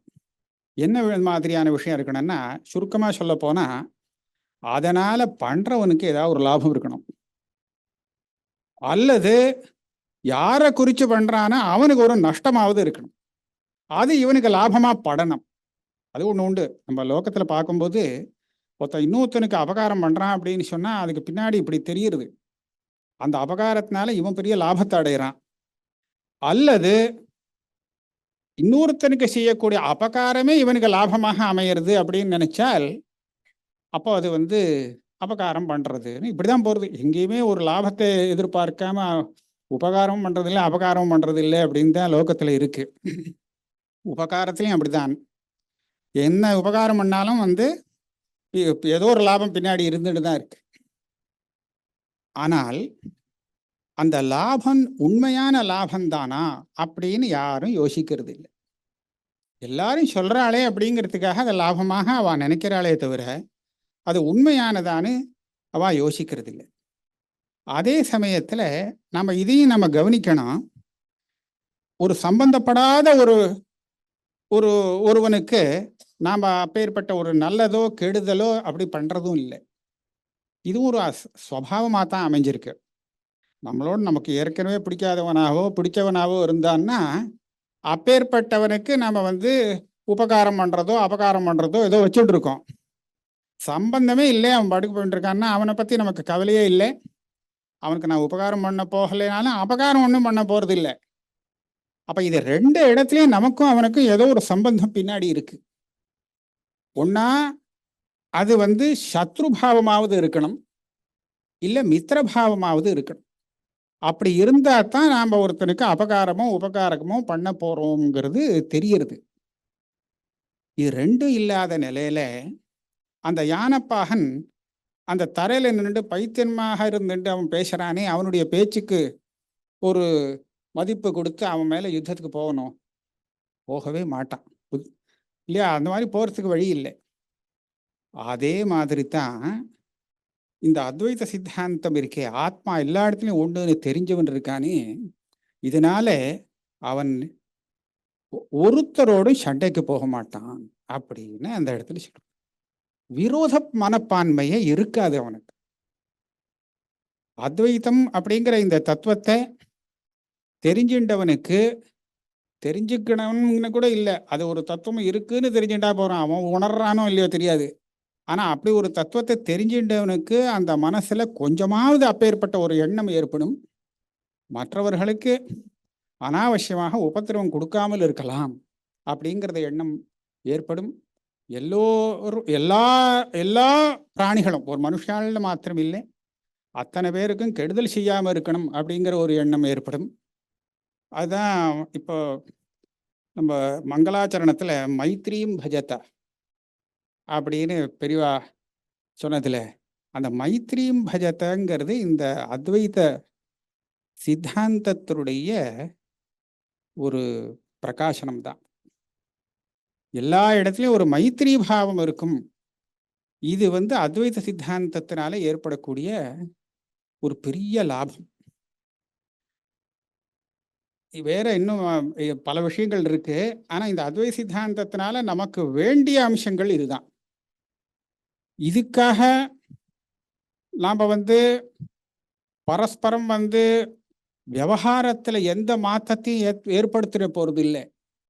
எல்லா இடத்துலையும் ஒரே ஆத்மஸ்வரூபம் தானே இருக்கு. நான் என்ன நீ என்ன அப்படின்னு சொல்லி ஒரு யோக்கியதாம்சம் அல்லது அவளுடைய சக்தி என்ன சாமர்த்தியம் இருக்கோ அதெல்லாம் புறக்கணித்து விட்டு யார் வேணாலும் எது வேணாலும் பண்ணலாம், எப்படி வேணாலும் இருக்கலாம் அப்படிங்கிற ஒரு இதுக்கு போக போறதில்லை. ஏன் அப்படின்னு கேட்டா, நான் அப்படின்னு எதை பார்க்கிறோமோ அது உண்மையில உள்ள ஆத்மஸ்வரூபம்னு சொல்லி கொடுத்து அந்த ஆத்மஸ்வரூபத்தை ஒண்ணுன்னு சொன்னோமே தவிர அவளுக்கு இருக்கக்கூடிய மனசை ஒண்ணுன்னு சொல்லலை, சரீரத்தை ஒண்ணுன்னு சொல்லலை. அவா சரீரத்தினுடைய உள்ள மற்ற வேறுபாடுகள்லாம் இருக்கே அதெல்லாம் இல்லைன்னு சொல்லவே இல்லை. ஆனா இது எல்லாத்தையும் தாண்டி நம்ம எதை நினைக்கிறோமோ அந்த ஆத்மஸ்வரூபத்தை தான் ஒண்ணுன்னு சொல்லி கொடுத்தார். சரீரம் மாத்திரம் வேறா இருக்குங்கிறது சண்டைக்கு காரணம் இல்லை. ஆத்மஸ்வரூபம் வேறா இருக்குங்கிறது தான் சண்டைக்கு காரணம். அதை எப்படி நிரூபிக்கிறது அப்படின்னு கேட்டால், ஒவ்வொருத்தனும் தன்னுடைய சரீரத்துல நான்கிற எண்ணம் கொண்டு இருக்கும் போதுதான் மற்றவரை வேறுபடுத்தி பார்த்து இவன் எனக்கு எதிரி அப்படின்னு பார்க்க முடியும். இந்த சரீரம் வேற அந்த சரீரம் வேறேன்னு இருக்கும்போது ஒருத்தன் எதிரியாக பார்க்கிறான்னு சொன்னா தன் சரீரத்தை தான் அப்படிங்கிற எண்ணத்தோட வச்சுண்டு இன்னொரு சரீரத்தை வேற ஒரு இன்னொருத்தனாக நினைச்சு அவனை எதிரின்னு பார்க்கறான். ஆக ஒருத்தனை எதிரின்னு பார்க்கறதுக்கும் சரி, ஒருத்தனை தனக்கு மித்திரம் ரொம்ப நண்பன்னு பார்க்கறதுக்கும் சரி, இந்த சரீரத்தை வச்சுதான் அவன் பார்க்கறான். அந்த சரீரத்துல நான்கிற எண்ணம் வச்சுண்டு தான் பார்க்கறான். சரீரத்துல நான்கிற ஒரு எண்ணம் இல்லைன்னு சொன்னால் யாருக்கும் எதிரியும் இல்லை, நண்பனும் இல்லை. அவனே தான் அது. எல்லா இடத்துலையும் ஒரே ஆத்மஸ்வரூபம் தான். ஆக சண்டைக்கோ வேற விதமான பலவிதமான எதிர்பார்க்காத சில செயல்கள்லாம் நடக்கிறது, விரும்பத்தகாத செயல்கள்லாம் நடக்கிறது. இது எல்லாத்துக்கும் காரணமாக இருக்கக்கூடிய பல வேற்றுமைகள்லாம் இருக்கே, இது எல்லாத்துக்கும் மூலமாக இருப்பது ஆத்மஸ்வரூபத்திலேயே வித்தியாசத்தை பார்க்கறது அப்படிங்கிறது தாங்கிறத பார்த்து உபனிஷத்து சொல்லி கொடுத்த அந்த ஏகாத்மவாதம் அப்படிங்கிறதே ஆதிசங்கர பகவத் பாதாள் எல்லாருக்கும் சொல்லி கொடுத்து எல்லா இடத்துலையும் எறும்புலேருந்து ஆரம்பித்து பிரம்மலோகத்தில் இருக்கக்கூடிய பிரம்மா பரியந்தம் அத்தனை இடத்துலையும் ஆத்மஸ்வரூபம் ஒன்று தான் அப்படிங்கிறத இவ்வளவு பெரிய வேதாந்தம் சொல்லி கொடுத்த தத்துவத்தை பகவத் பாதாள் தான் வெளிக்கொண்டு வந்தார். அப்படிங்கிறதுனால இவ்வளவு பெரிய உலகம் பூரா அவருக்கு ஒரு பெருமை. வெளிக்கொண்டு அவர் புதுசாக ஒன்றும் அத்வைத்தம்னு ஒரு சித்தாந்தத்தை ஸ்தாபனம் பண்ணலை. அத்வைத்தம்ங்கிறது உபனிஷத் சொல்லியிருக்குங்கிறத சித்தாந்தப்படுத்தினார். அத்வைத சித்தாந்தம்னு அவர் ஒரு சித்தாந்தத்தை ஆரம்பித்து பண்ணலை. உபனிஷத்தில் என்ன சித்தாந்தம் இருக்கோ அந்த சித்தாந்தம் அத்வைத சித்தாந்தம்ங்கிறத நமக்கு தெரியப்படுத்தினார். அவளை பற்றி சொல்கிறதுக்கு ஒரு சந்தர்ப்பம் நமக்கு கிடைச்சிது. எத்தனையோ விஷயங்கள் இருக்குது அவளை சொல்கிறதுக்கு. இந்த ஒரு சின்ன விஷயத்தை சொல்லிட்டு இந்த வாய்ப்பு கொடுத்ததுக்கு நன்றியை தெரிவிச்சுட்டு, நீங்கள்லாம் கேட்டதுக்கு உங்களுக்கும் நன்றியை தெரிவிச்சுட்டு நான் பூர்த்தி பண்ணிக்கிறேன். நமஸ்காரம்.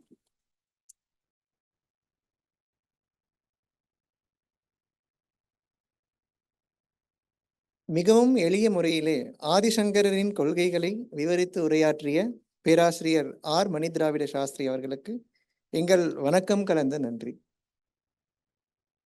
நிகழ்ச்சியின் அடுத்தபடியாக philosophy of Shri Adi Shankara reflected in regional languages, பாரதிய மொழிகளில் ஆதிசங்கரது கருத்துக்களின் பிரதிபலிப்பு என்ற தலைப்பில் விரிவுரை வழங்குமாறு பேராசிரியர் ஆர் தியாகராஜன் அவர்களை தாழ்மையுடன் கேட்டுக்கொள்கிறோம்.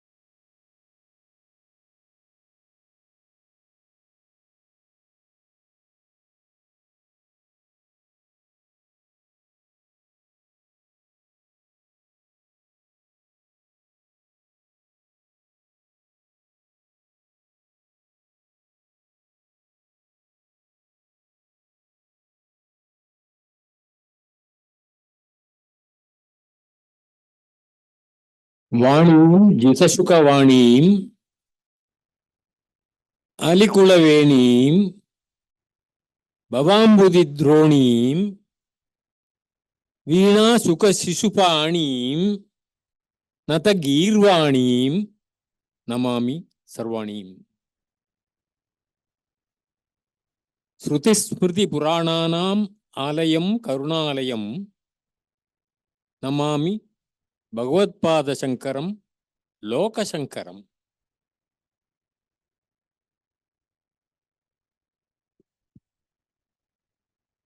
ஆதிசங்கரருடைய கருத்துக்களை மற்ற மொழிகளில் அறிஞர்கள் எவ்வாறு பேசினார்கள் என்பதை பற்றி ஒரு சிறிதளவு சிந்தனை செய்து அதற்கான வார்த்தைகளை பொறுக்கி உங்களிடத்தில் சமர்ப்பிக்க நான் விழைகிறேன். இதற்கு முன்பாக என்னை இந்த மேடைக்கு அழைத்த டாக்டர் வேணுகோபாலன் சமஸ்கிருதத்துறை பேராசிரியர் அவர்களுக்கும், எனக்கு முன்பாக ஒரு பெரிய கடலிலிருந்து முத்துக்களை எடுத்து உங்களுக்கு மிக எளிதாக கொடுத்து விட்டு சென்ற பேராசிரியர் மணி திராவிட் சாஸ்திரிகள் அவர்களுக்கும், பின்பு பேசப்போகின்ற அறிஞர் அவர்களுக்கும், இங்கே இந்த பேச்சை கேட்பதற்காக வந்திருக்கின்ற கணித பேராசிரியர்களுக்கும், டீன் அவர்கள் வந்திருந்தார்கள், அவர்கள் பார்த்தேன். கணித பேராசிரியர் வந்திருக்கிறார். இன்னும் மற்ற துறை தலைவர்கள் எல்லாம், துறை சார்ந்தவர்கள் எல்லாம் வந்திருக்கிறார்கள். மாணவர்கள், அதுவும் சட்டக்கல்லூரியில் பயில்கின்றவர்கள் என்று நினைக்கின்றேன், அனைவரும் வந்திருக்கிறீர்கள். பொதுவாக ஆதிசங்கரர் என்று சொல்லிவிட்டாலே அவர்கள் அனைவருக்கும் என்னுடைய முதல்க்கு நன்றியை தெரிவித்துவிட்டு, இப்படிப்பட்ட ஒரு தத்துவமானது உங்களுக்கெல்லாம் எந்த வகையில் உபயோகப்படும், ஏனென்றால் நாம் பல துறைகளில் நாம் படித்துக் கொண்டிருக்கின்றோம். மனிதனானவன் 2 விதமான கல்வியை கற்க வேண்டும் என்று சொல்லுகிறது உபநிடது. என்ன சொல்லுகிறது? ஒன்றை அவித்யா என்று சொல்லுகிறது, மற்றொன்றை வித்யா என்று சொல்லுகிறது. வித்யானா யாரோட பேருன்னு நினைச்சுக்காதீங்க, வித்யான கல்வி. எது கல்வி, எது கல்வி அல்ல? ஆன்மீக கல்வியே கல்வி. அந்த ஆன்மீகம் இல்லாமல் நாம் எதை படித்தாலும் அது கல்வி அல்ல. அப்படிங்கிறது தான் அந்த அவித்யான்னு பேர். இதுல என்ன பலன் இது அப்படின்னா, அவித்யா மிருத்யும் தீர்த்வா வித்யா அமிர்தமஸ்னுதே அப்படின்னு சொன்னார் ஈஜாவாஸ்தே உபநிடதம். இந்த அவித்யை அப்படிங்கிறது எது தெரியுமா? நீங்க படித்திருக்கின்ற படிப்புகள் தான். என்ன சார் இப்படின்னு சொல்லிட்டீங்க? நான் படிச்ச சம்ஸ்கிருதமும் தான் வச்சுங்க. நீங்க மாத்திரம் பிரியால இல்ல இல்ல, நானும் ஒண்ணு அவங்களோட. வயிற்று பிழைப்பிற்காக நாம் நம்மை உடலை வளர்ப்பதற்காக படிக்கின்ற படிப்பு எல்லாமே அவித்யை. ஞானத்தை வளர்ப்பதற்காக, அறிவை வளர்ப்பதற்காக, இந்த உலகத்தில் நாம் தோன்றியிருக்கிறோமே நாம் யார் என்று தெரிந்து கொள்வதற்காக, நாம் தெரிந்து கொள்கின்ற அறிந்து கொள்கின்ற கல்வியை கொடுப்பது, ஞானத்தை கொடுப்பது எதுவோ அதுதான் வித்யை. அது தெரிஞ்சுக்கணும். முதல்ல இத்தனைக்கும் பேசா இருக்கக்கூடியது எதிரானா அது சமஸ்கிருதத்துல பிரம்மம்னு ஒரு வார்த்தை போட்டாங்க. அந்த பிரம்மத்தை பத்தி ஒரு ஸ்லோகம், அழகான ஒரு ஐக்கியமுத்திர ஸ்லோகம் இருக்கு. அது சொல்றேன், சொல்லிட்டு அப்புறம் அதனுடைய எக்ஸ்பிளனேஷன்லயும் நிறைய வரப்படுது. M வைதிகா மந்திரதிருஷ புராணாக இந்திரம் யமம் மாதரிஸ்வானமாகு வேதாந்தினோ அனிர்வச்சனீயமேகம் M பிரம்மசப்தேன வினிர்திசந்தி சைவா யமீஷம் சிவயத்யவோச்சன். புரியும் உங்களுக்கு? எம் வைஷ்ணவா விஷ்ணுருதி ஸ்துவந்தி புத்தஸ்ததார்ஹன் இதி பௌத்த ஜைனாக சத் ஸ்ரீ அகாலேதி ச சிக்கசந்தः சாஸ்தேதி கேச்சித் பிரகிருதி குமாரः கதிச்சித் குமாரः சுவாமீதி மாதேதி பிதேதி பக்தியா எம் பிரார்த்தயந்தே ஜெகதீஷிதாரம் ச ஏக ஏவ பிரபு அத்விதீயா. நீங்க பெரிய வைதிகர்களா இருந்து எத்தனையோ தேவதைகள்லாம் இருக்கு அப்படின்னு சொல்லி அந்த தேவதைகளை வணங்கினாலும், ஒரு வேதாந்தியாக இருந்து கொண்டு அந்த ஒருவர் தான் அப்படின்னு சொல்லியிருந்தாலும், அவரை வர்ணிக்க முடியாது என்று சொன்னாலும், சைவர் என்று சொல்லிக் கொண்டு சிவன் தான் என்று சொன்னாலும், விஷ்ணு என்று சொன்னாலும், புத்தர் என்று சொன்னாலும், சீக்கிய மதத்திலே அர்கர் என்று சொன்னாலும், பௌத்தர் என்று சொன்னாலும், சாஸ்தா என்று சொன்னாலும், இது பிரகிருதி நேச்சர் சார், இதெல்லாம் உலகமே நேச்சர், இயற்கை என்று சொன்னாலும், இல்ல முருகன் என்று சொன்னாலும், அம்மா அம்மா என்று சொன்னாலும், எனக்கு அம்மா தான் கடவுள் என்று சொல்கின்றவர்கள் இருக்கிறார்கள். உண்மை. அப்ப அவர்கள் அம்மாவையே கடவுள் என்று சொல்லிக் கொண்டாலும், பிதேதி பக்தியா, பிதா பரமபிதாவே என்று சொன்னாலும், இந்த இடத்துல இந்த பிதாவுக்கு விளக்கம் நான் அப்படி சொல்றேன். அப்பா அப்பான்னு சொல்ற வழக்கம் உண்டு, அம்மா அம்மான்னு சொல்ற வழக்கம் உண்டு. பிதேங்கிற அந்த வார்த்தைக்கு பின்னாடி ஒளிஞ்சுட்டு இருக்கக்கூடிய பெரிய வார்த்தை என்ன தெரியுமோ? பரமபிதாவே. எப்படி சொல்லணும் சொல்லிக்கோங்க. சொன்னாலும் எம் பிரார்த்தையந்தி, எவன் ஒருவனை வணங்குகின்றானோ. என்னன்னா எவன் சொல்றீங்க சார்? சாமி அப்பேற்பட்ட பெரிய ஆளை போய் எவன் எல்லாம் கடவுள், அதாவது ஒரு ரொம்ப மரியாதைக்குரிய சொல்லுதான் அது எவன்கிறது. கடவுள் என்பவன் அப்படின்னு சொல்ற வழக்கம் இல்லையா? அதனால எம் பிரார்த்தையந்தே ஜெகத் ஈசித்தார். இந்த உலகத்தையே ஆட்டி படுத்தி விடுற ஒருத்தர் இருக்காரு, அவர் ஒருத்தர் தான். ச ஏக ஏவ பிரபு, எல்லாரையும் ஆட்டி படுத்தின்னு இருக்கிறவர் அவர். அத்விதீயா, ரெண்டுன்னு கிடையாது. அத்விதம் ரெண்டுன்னு உண்மை உலகத்தில் கிடையாது. அதனால நான் கொஞ்சம் சப்ஜெக்ட் வைஸ் இதை விட்டு நம்ம இந்த பவர் பாயிண்ட் வழியாக போயிடுறேன். இல்லைன்னா நடுப்புற எங்கேயும் போயிட்டேன்னா அவ்வளோதான், இதுலேயும் முடிஞ்சு பவர் பாயிண்ட்டுக்கு வரமாட்டேன். இதில் ஆத்மானா என்ன சொன்னோம்? ஆத்மா இப்போ இந்த இதில் எழுதியிருக்கிறதுலாம் குஜராத்தி வார்த்தைகள். ஆத்மா பிரம்மன் சர்வமிதம் பிரம்மா. அதனால எல்லாமே பிரம்மம் தான் உலகத்துல. இப்போ சாஸ்திரிகள் அழகா உங்களுக்கு எக்ஸ்பிளைன் பண்ணார். எல்லாம் பிரம்மம்னு சொன்னோம். இப்போ நீங்க தனியா இருக்கீங்க, நான் தனியா இருக்கேன்.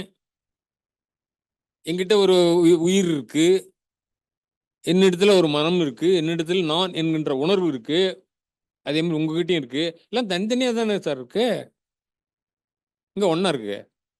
எல்லாத்தையும் ஒண்ணுன்னு எப்படி சொல்லுவீங்க அப்படின்னு ஒரு கேள்வி எல்லாருக்குமே வரும். ஒரு சின்ன உதாரணம் சொல்றேன். இதுவும் சமஸ்கிருதத்துல பஞ்சதிசியில சொன்ன ஒரு விஷயம் தான். ஒரு பெரிய ஸ்கிரீன் இருக்கு.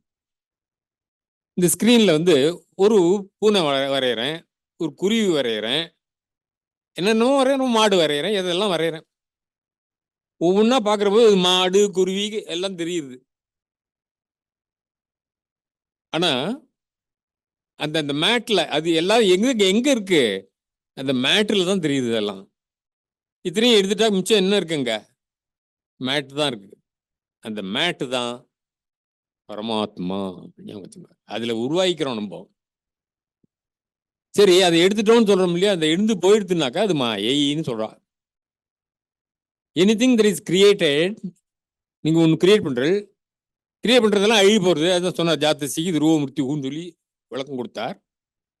எல்லாமே அழிய போற வஸ்து தான். எது தோன்றி மறைக்கிறதோ அத்தனையும் மாயை. ஏன் வச்சுங்க, எல்லாமே மாயை. நானும் மாயை தான், நீங்களும் மாயை தான். ஏதோ நடுப்புற கொஞ்ச காலத்து இப்படி வந்துட்டு அப்படி போயிட்டு இருக்கோம். இது தெரிஞ்சுன்னு என்ன சார் பண்ண போறேன்னா, இதை இருக்கிற வரைக்கும் ஓட்டிட்டு போறோம் அப்படி சொல்லிட்டு இருக்கிறவர்களும் ஒரு வகையினர் இருக்கு. இதெல்லாம் போட்டு மண்டே படிச்சுட்டு, ஏன் சார் நாளைக்கு என்ன பழப்போ அதை பார்ப்போம், எவ்வளோ காசு சம்பாதிக்க முடியும் சம்பாதிப்போம், இருக்கிற வரைக்கும் ஆனந்தமாக அனுபவிப்போம், கடனை உடனே வாங்கி நல்ல பிரமாமா காஃபி சாப்பிடுவோம். இதெல்லாம் தான் சார்வாக்க மதம்னு பேர். இதெல்லாம் வச்சுட்டு இப்படி ஓட்டிட்டு போடுவேன்னு நினைச்சுன்னா அது அவங்களுடைய அபிப்பிராயம். ஆனால் எல்லாருடைய மனதையும் ஒன்று சேர்த்து உலகம் ஒழுங்காக உருப்படியாக வாழ வேண்டும் அப்படின்னு நினைச்சதுல ஆதிசங்கரர் வந்து ரொம்ப முயற்சி எடுத்துட்டார். ஆதிசங்கரர் முன்னாடி அத்வைதத்தை, அவருக்கு முன்னாடி பிரிடிசிசர்ஸ் ஆஃப் அத்வைதா அப்படின்லாம் உண்டு. நிறைய பேர் அத்வைதத்தை சொல்லியிருக்கா. விருதாரண்யம் பார்த்தோம்னா நிறைய இருக்கு விஷயங்கள். அதை எடுத்து கொடுத்து அதை ஒரு தனியா எடுத்துட்டு தான் ஒரு ரிசர்ச், அந்த காலத்திலேயே ஏற்பட்ட ரிசர்ச். எல்லாம் என்ன பண்ணலாம் இந்த மக்களை இணைக்கிறதுக்கு வழி ஏன்னு கேட்டா, அப்படி சொல்லிட்டு இருக்க இப்படி ஆத்மா தத்துவான்னு சொல்லிட்டு இருக்குங்க. ஆனா வந்து திடீர்னு அவர் வந்து விஷ்ணுவை பத்தி ஒரு பாட்டு பாடுறார், சிவனை பத்தி ஒரு பாட்டு பாடுறார், அங்க போனா சுப்பிரமணியம் பத்தி பாடுறார். இது என்ன சார் இது, ஒண்ணுக்கு ஒண்ணு முரணா தெரியல. ஆத்ம வித்தியங்கிற அப்புறம் இதுக்கு இங்க எங்க வந்து சாமியெல்லாம் அப்படின்னு கேட்டெல்லாம், அதுக்கு இந்த சண்முக ஸ்தாபனம் பண்ணதுக்கும் காரணம் என்ன தெரியுமா? அந்த காலத்துல எல்லாம் ஏதாவது ஒண்ணு பைத்தியம் மாதிரி கோரிங்கிறது அகோரிங்கிறது, சாம்பல் எடுத்து சும்மாவது பூசிக்கிறது, ஏதாவது ஒரு இன்னும் இல்லாத மரம் செடி கொடி எதை வேணா வணங்குறது. அதுக்கு ஒரு தத்துவமே பின்னாடி கிடையாது. எதுக்காக வணங்குறேன்னு தெரியாது. என்னுடைய அப்பா வணங்கினாருங்கிறது. இப்படி பல மதங்கள் கண்ணாபுணன் பைத்தியகார மதங்கள் இருந்தது. இது என்னடாதுன்னு பார்த்தார வர எல்லாத்தையும் ஒன்று சேர்த்து ஒன்று இந்த 6க்குள்ள அடைக்கலாம் அப்படின்னு சொல்லி இந்த 6ஐயும் கொண்டு வச்சு ஷண்மத தமிழ் முருகன்னு சொல்லிக்கோ, பிள்ளையாருன்னு சொல்லிக்கோ, சிவன் சொல்லிக்கோ, பார்வதின்னு சொல்லிக்கோ, சூரியன்னு சொல்லிக்கோ, எதை வேணா சொல்லிக்கோ. என்ன சூரியன் பிரத்யட்ச தெய்வத்தை பார்க்கலாம். அதனால அப்படிப்பட்ட ஒரு வழிமுறையெல்லாம் கொண்டு வந்து அதுக்கெல்லாம் ஒரு முறைப்படுத்தி ஒரு அந்த வகையை காட்டுறதுக்காக தான் அந்த அந்த ஒரு ட்ராக்கும் எடுத்துட்டார். அது மூலியமாகவும் எல்லாரையும் ஒன்று சேர்த்தார். அப்புறம் இந்த ஞானம் ஒன்று ஓணும் இல்லையா, நம்ம பழப்புக்காக எவ்வளோ செய்கிறோம். இருந்தாலும் இந்த அறிவு இல்லாமல் நம்ம வந்து அறிவுங்கிறது இந்த ஞானம் சொல்கிறோம், அது இல்லாமல் நம்ம வாழ்க்கை ஓட்டுறதுக்கு அவ்வளோ சுவாரஸ்யம் இல்லை. அதனால அந்த அத்வைத கருத்துக்கள்லாம் எடுத்து தமிழ் மொழியில் முன்னாடியே சொன்னார் அவர், உங்களுடைய பேராசிரியர் வேணுகோபாலன் சொன்னார், தமிழும் சம்ஸ்கிருதமும் 2 கண்கள். அரவிந்த சொன்னார்னார். அதுக்கப்புறம் பின்னாடி மாப்பு சிவஞானம் தமிழ்ல அழகா தமிழும் சம்ஸ்கிருதமும்னு ஒரு புத்தகம், சின்ன புத்தகம் தான் எழுதியிருக்கார். அதுல அவருக்கு சொல்றது அதுதான், 2 கண்கள். ஒத்த கண்ணால பார்த்தா ஒரு பக்கம் தான் தெரியும், 2 கண்ணாலையும் பார்த்தா எல்லாம் தெரியும். அதனால 2 கண்ணாலையும் பார்க்க கற்றுக்குங்கன்னார். அதுல அத்வைத மகரந்தம், அத்வைத்தம் ஒரு பார்வை, அத்வைத்த பற்றி தமிழ்ல கைவல்ய நவநீதம், அப்படிங்கிற புத்தகங்கள்லாம் நிறையா இருக்கு. அதை படிச்சு நம்ம புரிஞ்சுக்கணும். அத்வைதம்னு சொன்னாக்க என்ன இருந்தது அப்படின்னா, அப்படி எதுக்கு அந்த ஒண்ணுன்னு ஒண்ணு சொன்னார் இல்லையா, அதாவது என்ன, ஏகம் சத் விப்ராஹா பகுதா வதந்தின்னு வேதம் சொல்லும். ஒன்னே ஒண்ணுதான் இருந்தது, அதுக்கு பேர் சத்துன்னு வச்சுப்போம். ஏன் சத்துன்னு வச்சுப்போம்னா, ஒண்ணு இருக்குங்கிறதுக்கு ஒண்ணு சொல்லணும்ல. இல்லாத ஒரு வஸ்து சொல்ல முடியாது. கண்டவர் விண்டதில்லை, விண்டவர் கண்டதில்லை, இல்லை என்ற பொருள் இல்லையே. இல்லைன்னு ஒரு பொருள் உண்டா? இருக்க முடியுமா? தமிழ்காரன் சொல்றான், கரெக்ட் தானே? இல்லை என்ற பொருள் இல்லையே. அப்போ இல்லைன்னு ஒண்ணு இருக்க முடியாது, இருக்குன்னு ஒண்ணு இருக்கணும். அந்த இருக்குக்கு தான் சத்துன்னு வச்சார். சத்து சதேவ சௌமிய இதம் அக்ர ஆசீத். முன்னாடி அக்ர ஆசீத்னா முன்னாடி இருந்தது, அதுதான் இருந்ததுன்னா. இப்போ அவர் சொன்ன மாதிரி எது இன்னும் அழிஞ்சு போறதா? திருப்பி திருப்பி நமக்கு இருக்க மாதிரி பிறந்து பிறப்பு இறப்பு எல்லாம் உண்டா? அதுக்கு கிடையாது. அது இருந்துட்டே இருக்கு, அவ்வளோதான். எப்போதும் இருந்துட்டு இருக்கு, எந்த காலத்துலயும் இருந்துட்டு இருக்கு அப்படின்னு தெரிஞ்சுக்கணும். அதுக்கு அடுத்தது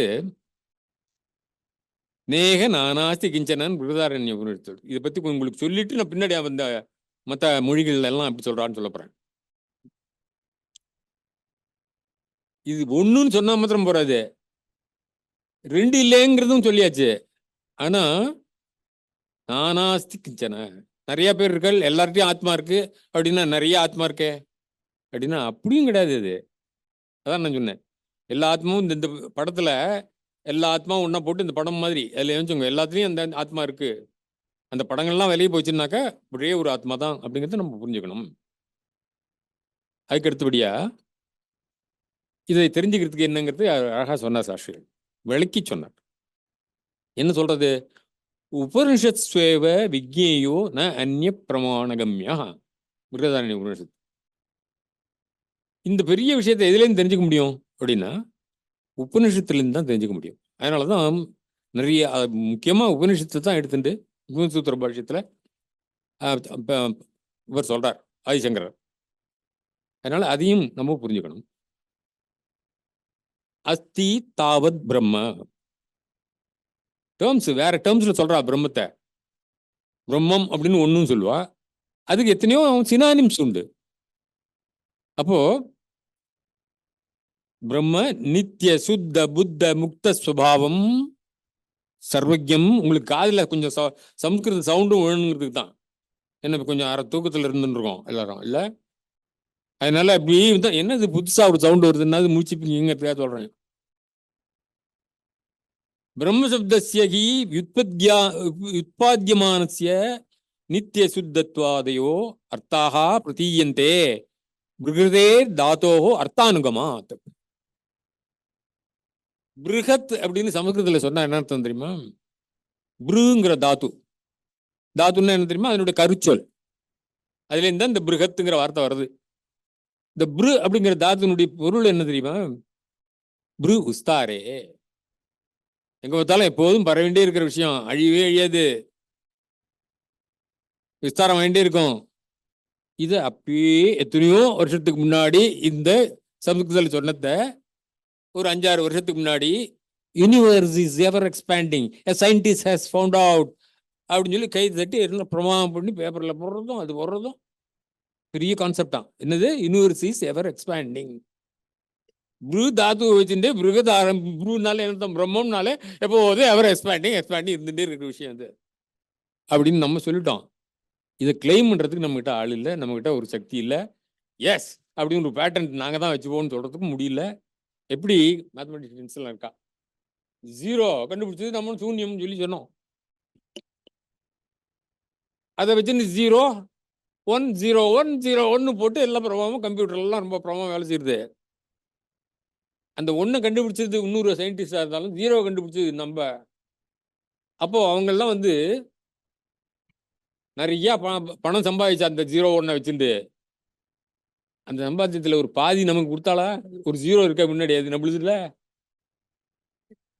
கிளைம் பண்ணல கொடுத்து தெரிஞ்சுக்கோங்க. இதெல்லாம் அதுதான் உங்களுக்கு மனசுல நம்மகிட்ட இவ்வளவு இருக்கு விஷயம், நம்ம ஆத்மாவில் அவ்வளவு இருக்கு, அதை தெரிஞ்சுக்காம இருக்கிறது அஜ்ஞானம்னா.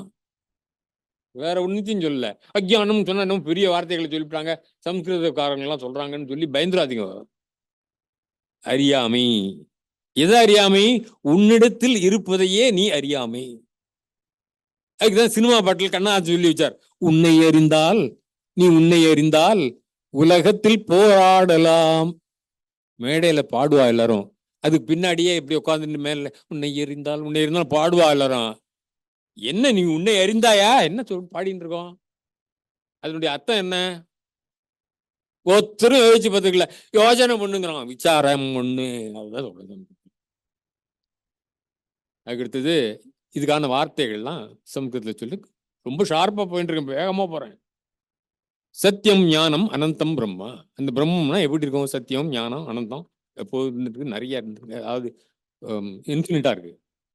ஆனந்தோ பிரம்மே துவீஜானந்த. அந்த பிரம்மத்தை தெரிஞ்சுதான் என்ன கிடைக்கும் உனக்கு அப்படின்னா, மனுஷனுக்கு பிறந்ததுலேருந்து என்ன வேணும் தெரியுமா? எதுக்கு அலையிறது தெரியுமா?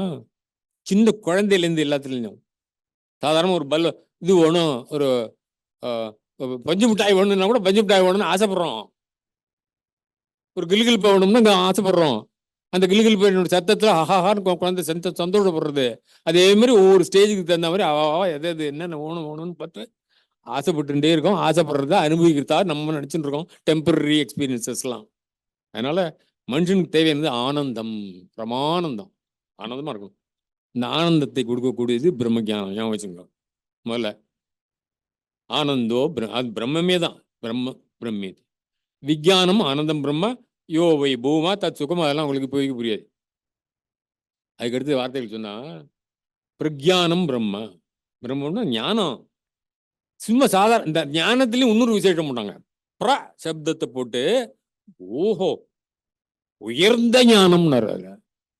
கீழ் லெவல்ல இருந்தா போறாது, உயர்ந்த ஞானம். அது எங்க இருக்குன்னா, அது யாரு அப்படின்னா தத்துவமசி. நீ தான் பாதே தெரிஞ்சுக்க. முதல்ல உன்னை எறிந்தால் அதை புரிஞ்சுக்கலாம். நம்ம புரிஞ்சுக்கல. சரி, அப்போ அவன் யாரு சார்? அயம் ஆத்மா பிரம்மா. அவனும் ஆத்மா தான், அந்த ஆத்மாவும் பிரம்மா தான், பிரம்மம் தான். எதை சொல்லிட்டு எங்க லிங்க் பண்றோம்? அந்த பெரிய ஒரு வஸ்துவோட இந்த சின்ன சின்ன வஸ்துக்கள் எல்லாத்தையும் இணைச்சு பார்க்கலாம். கடைசியில என்ன புரியுதுன்னா, வாத்தியார்கிட்ட தெரிஞ்சுட்டான். வாத்தியார் சொல்லிட்டாரு, இவ்வளையும் புரிஞ்சுக்கோ அப்படின்னு சொன்ன உடனே, ஆமா அகம் பிரம்மாஸ்மி, ஆமா என்கிட்ட தான் எல்லாமே இருக்கு அப்படிங்கிறத புரிஞ்சுக்கிறோம். அப்படி புரிஞ்சுக்கிறதுனால தானே எத்தனை இன்வென்ஷன்ஸ் வருது, எத்தனை பேர் புதுசா கண்டுபிடிச்சுட்டு இருக்காங்களே. எப்படி கண்டுபிடிக்கிறீங்க? உங்ககிட்டையும் அந்த அந்த ஒரு அணு, அது அக்னி குஞ்சு ஒன்று கண்டேன்னு நான் பாரதி. அந்த அக்னி குஞ்சு உங்ககிட்ட இருக்கிறதுனால அதை வளர்த்தீங்க. அதை வளர்க்கறதுக்கு முடியாம எங்கிட்ட இருக்கிறதையே தெரிஞ்சுக்காம இருந்தா போச்சு இந்த ஆத்ம ஞானம் இல்லைன்னா. ரெண்டு விஷயத்தை சொல்லிட்டு நான் மேல ப்ரொசீட் பண்றேன். நம்ம கிட்ட நம்ம யாரு அப்படின்னு தெரிஞ்சுட்டோம்னா அது ஆத்ம வித்யை. நான் கை இல்லை, கால் இல்லை, அறிவில்லை, மனம் இல்லை. இந்த கை என்னுடையதுன்னு எல்லாத்தையும் எது சொந்தம் கொண்டாடின்னு இருக்கோ அது எது? நான் என்கின்ற உணர்வு. அந்த நான் என்கின்ற உணர்வுக்கு பின்னாடி ஏதோ ஒண்ணு இருக்குல்ல, அது நான் ஒண்ணு சொல்லுத, அதுதான் ஆத்மா. அததான் ஜீவாத்மான்னு, ஜீவனோடு இந்த உடலோடு சம்பந்தப்பட்ட ஆத்மா.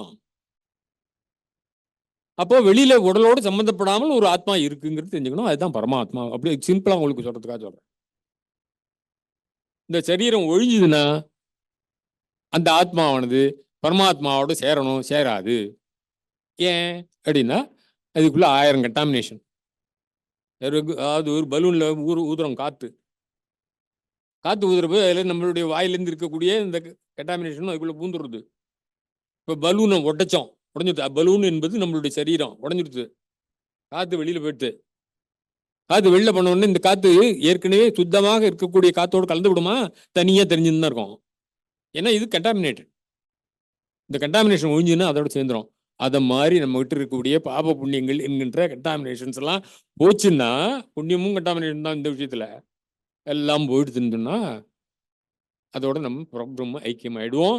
பரபிரம்ம ஐக்கியமாக ஆனால் என்ன கிடைக்குங்கிறது பரமானந்தம் கிடைக்கும். அதுதான் நம்மளுடைய ஒவ்வொருத்தருடைய ஆசை, அது கிடைக்கணும்.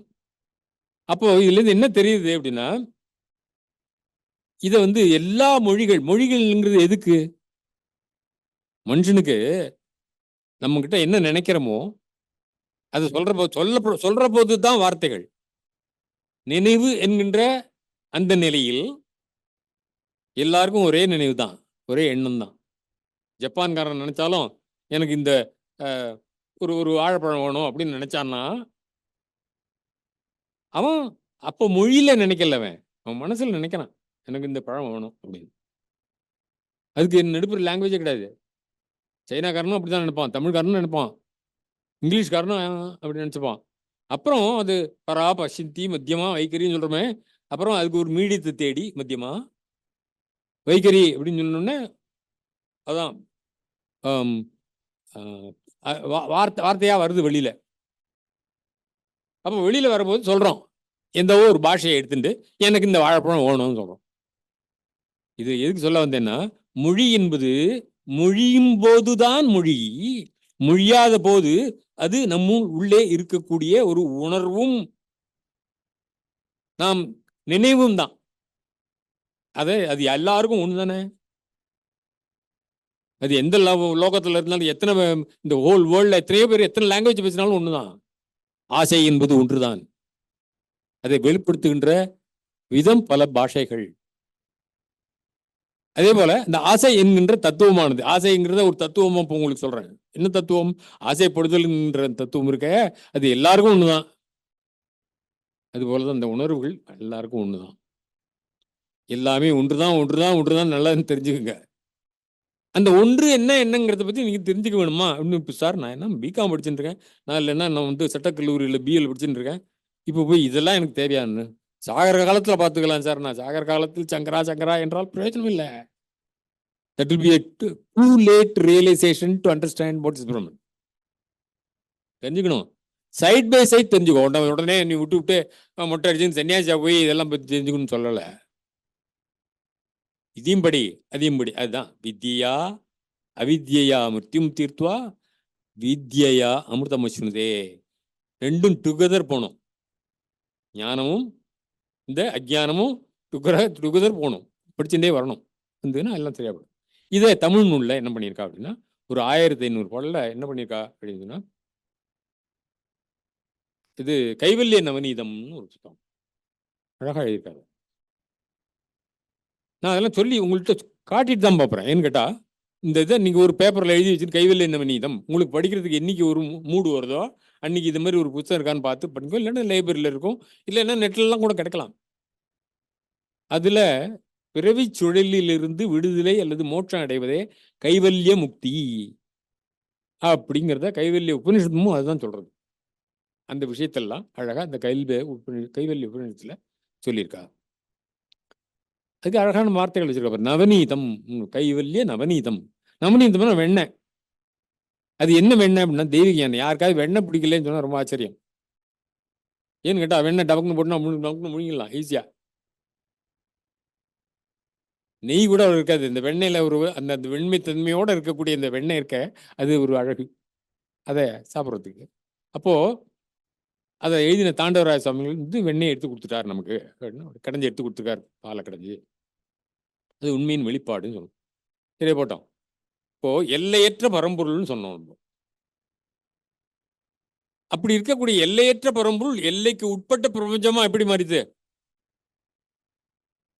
அப்போ பிரபஞ்சம்னா ஜட உலகம் மாத்திரமல்லாமல் மன உலகம், சாஸ்திரிகள் அழகா சொன்னார், ஆன்ம உலகம், சொர்க்கங்கள், பூமிகள், ஏன் இருப்பவை அனைத்துமே அடங்கும். இதுல பிரபஞ்சத்துல பரம்பொருள் காலம், சாஸ்திரிகள் சொல்லிட்டார் முன்னாடி, இத பரம்பொருள் காலம் இடம் மற்றும் காரண காரியங்களுக்குள் தன்னை உட்படுத்திக் கொள்வதன் மூலம் பிரபஞ்சமாக மாறிவிட்டது.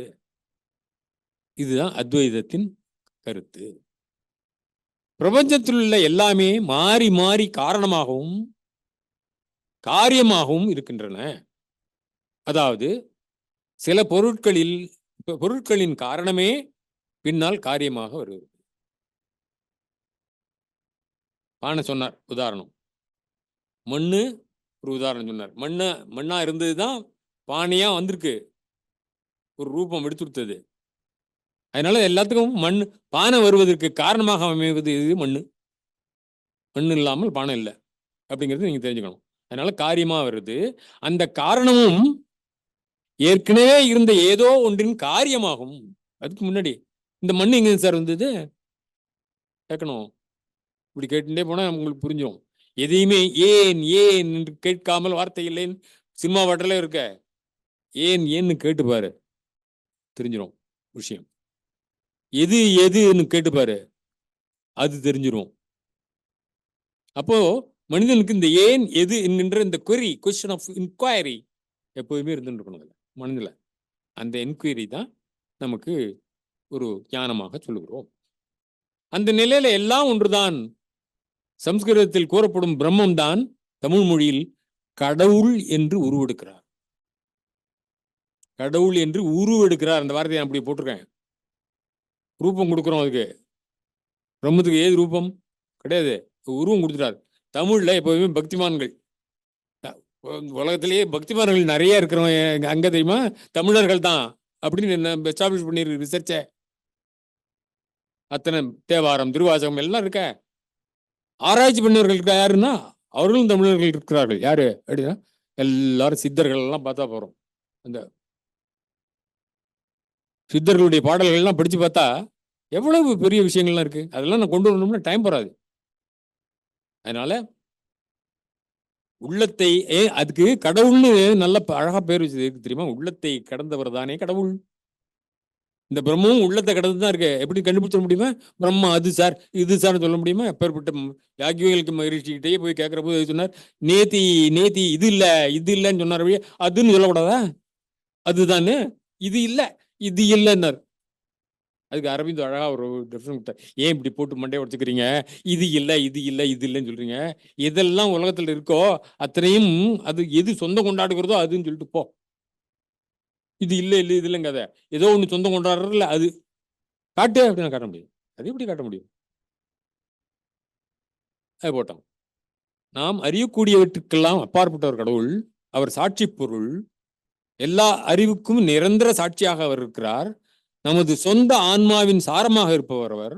நான் எனும் உணர்வின் சாரமாக இருப்பவரும் அவரே.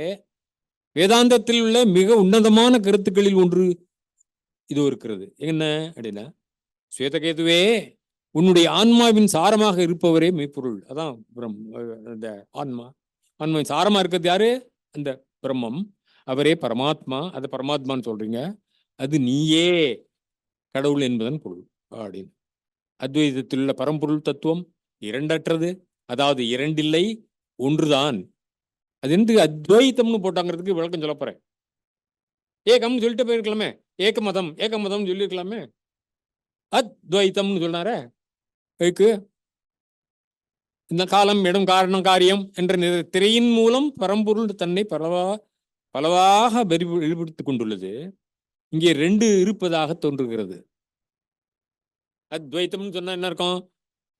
ரெண்டு இல்லை அப்படின்னா அப்ப ரெண்டாவதுன்னு ஒரு எண்ணம் இருக்க, கண்ணு ஒரு கவுண்ட் இருக்க, 1 2 இருக்க.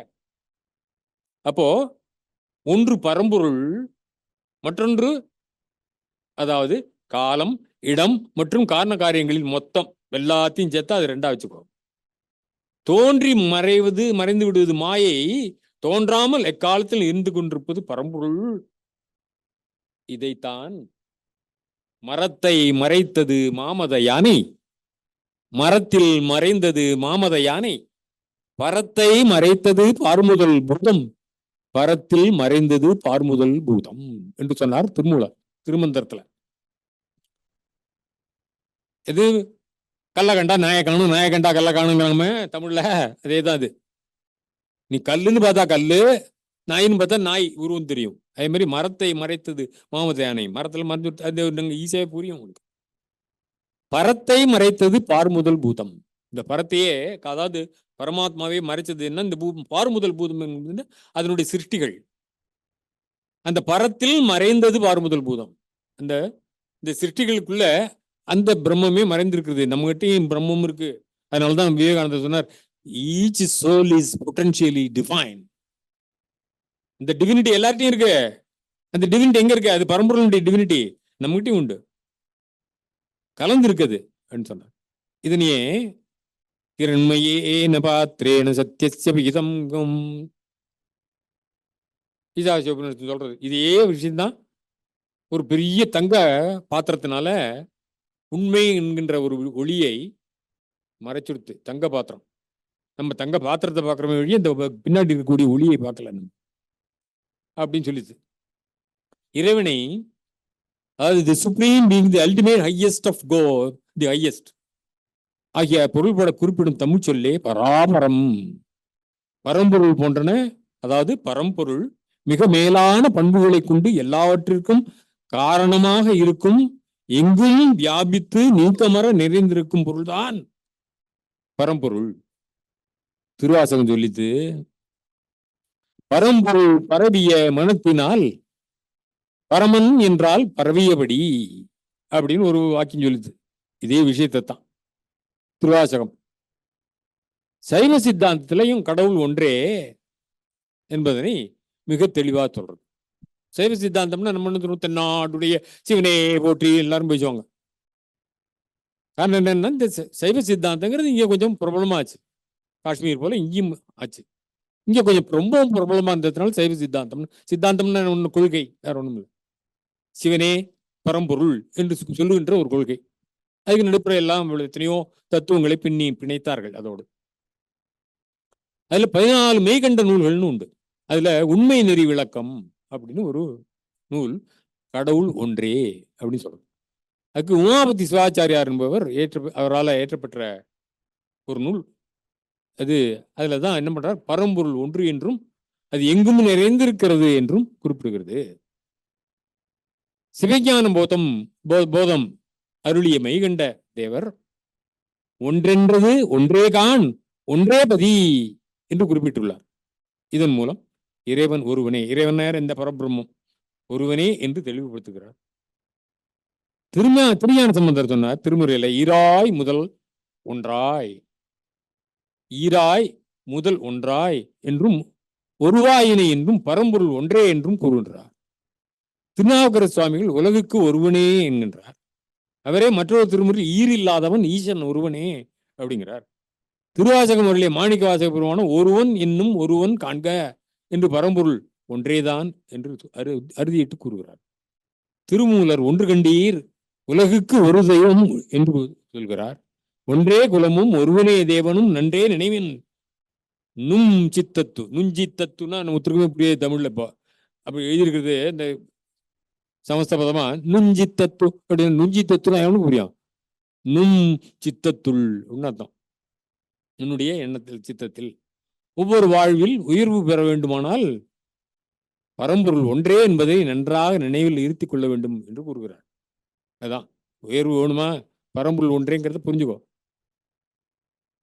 அதுதான் ஒண்ணுதான் அப்படின்னு தெரிஞ்சு, பரம்பொருள் ஒன்றுதான் சொன்னா நம்ம நம்மிடத்திலே ஏற்படுத்தி கொண்டிருக்கின்ற வேறுபாடுகள் எல்லாம் நாம் ஏற்படுத்தி கொண்டவை.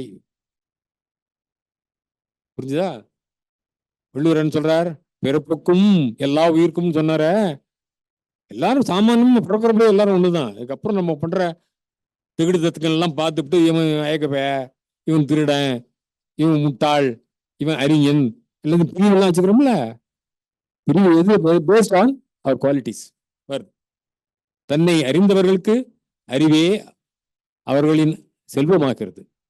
வெற்றியை தேட வேண்டிய அவசியம் இல்லை. உன்னதத்தை அடைந்தால் போதும். உன்னதங்கிறது இங்க பரம் பொருளின் ஞானம். இந்த உணர்வு அத்வைத தத்துவத்தின் சுயத்தின் உண்மையான தன்மையை உணர்தல் மற்றும் உலக ஆசைகள் மற்றும் இணைப்புகளை மீறுதல் ஆகியவற்றின் வலியுறுத்தலும் ஒத்துப்போகிறது சொல்றார் பட்டியல்தார். நெறியாக கூறுவன் கேள், எந்த நாளும் நிர்குணத்திற்கு உளம் வாய்ந்து நீடு வாழ்க. செறிவான அறியாமை எல்லாம் நீங்க சிற்சுகம் பெற்றிடுக பந்தம் தீர்க்கவென்றே. பந்தம் தீர்க்கவென்றே, பந்தத்தை பத்தி சொல்லிட்டார். பந்தம்னு என்ன? அந்த போனோம், அந்த பந்தம் தீர்க்கத்துக்கு என்ன பண்றது? தமிழ்ல பந்தமரும் விஞ்ஞான மானமோன பண்பொன்றையே அருளி அந்த பண்புக்கேதான் சிந்தையில்லை, நான் என்னும் பான்மை இல்லை, தேசம் இல்லை, காலம் இல்லை, திக்கும் இல்லை, தொந்தமில்லை, நீக்கமில்லை, பிரிவுமில்லை, சொல்லுமில்லை, ராப்பகலான் தோற்றமில்லை, அந்தமில்லை, ஆதி இல்லை, நடுவும் இல்லை, அகமும் இல்லை, புறமும் இல்லை, அனைத்தும் இல்லை. ஸ்டெப் பை ஸ்டெப்பா போனார் அவர் நிறைய. இல்லை இல்லை என்னினும் ஒன்றும் இல்லாதது அல்ல. நீ எத்தனை தான் இல்லை இல்லைன்னு சொல்லணும் சொல்லிட்டு போனாலும் அது ஒன்றும் இல்லாதது இல்லை. இயல்பாகி என்றுமுள்ள இயற்கையாகி சொல்லறிய தன்மையதாய். அப்புறம் நிறைய விஷயங்கள் சொல்லி போற பட்டியல் அடிகள். அடிகள் காலத்தே படமொழி பயிற்சி மிக்கது மிகுந்திருந்தது. எல்லாரும் சமஸ்கிருதம் படிக்காம ஒத்துருமே இல்லை, தமிழ்ல ரொம்ப பிரமாம புலவர்களா இருந்தவர்கள் அனைவருமே தமிழ்ல ரொம்ப புலவர்களாகவும் இருந்திருக்கிறார்கள். அவர் சொல்றதெல்லாம் என்ன பண்ணார், தமிழ் மொழியில இலக்கணம் பிரகாரம் ஒரு மொழியிலேருந்து ஒரு வார்த்தையை எடுத்தா அடுத்த வார்த்தைக்கு போற போது அதுக்கு சில விதிகள் எல்லாம் சொல்லப்பட்டு. ஒரு உதாரணமா ராமநாதன் அப்படின்னாக்கா ராமநாதன் சொல்லக்கூடாது, ஈராமநாதன். ராமர்னா ஈராமர் அப்படின்னு சொல்லணும். அந்த மாதிரி சில விதிகள்லாம் சொல்லப்பட்டிருக்கு. நம்மள அத்வைதம் அப்படின்னு வார்த்தைய அத்துவிதம்னு மாத்திருக்கா தமிழ்ல. அதனால சுத்த அத்விதம் அப்படின்பா. சுத்தங்கிறது சம்ஸ்கிருதம், அத்விதங்கிறது சம்ஸ்கிருதம். ஆனா சொல்லுன்றபடி சுத்த அத்விதம் அப்படின்னு சொல்ற வழக்கம். அதை நேரா தமிழ்லே மொழிபெயர்த்து புனிதமெனும் அத்விதம், புனிதமெனும் அத்துவிதம்.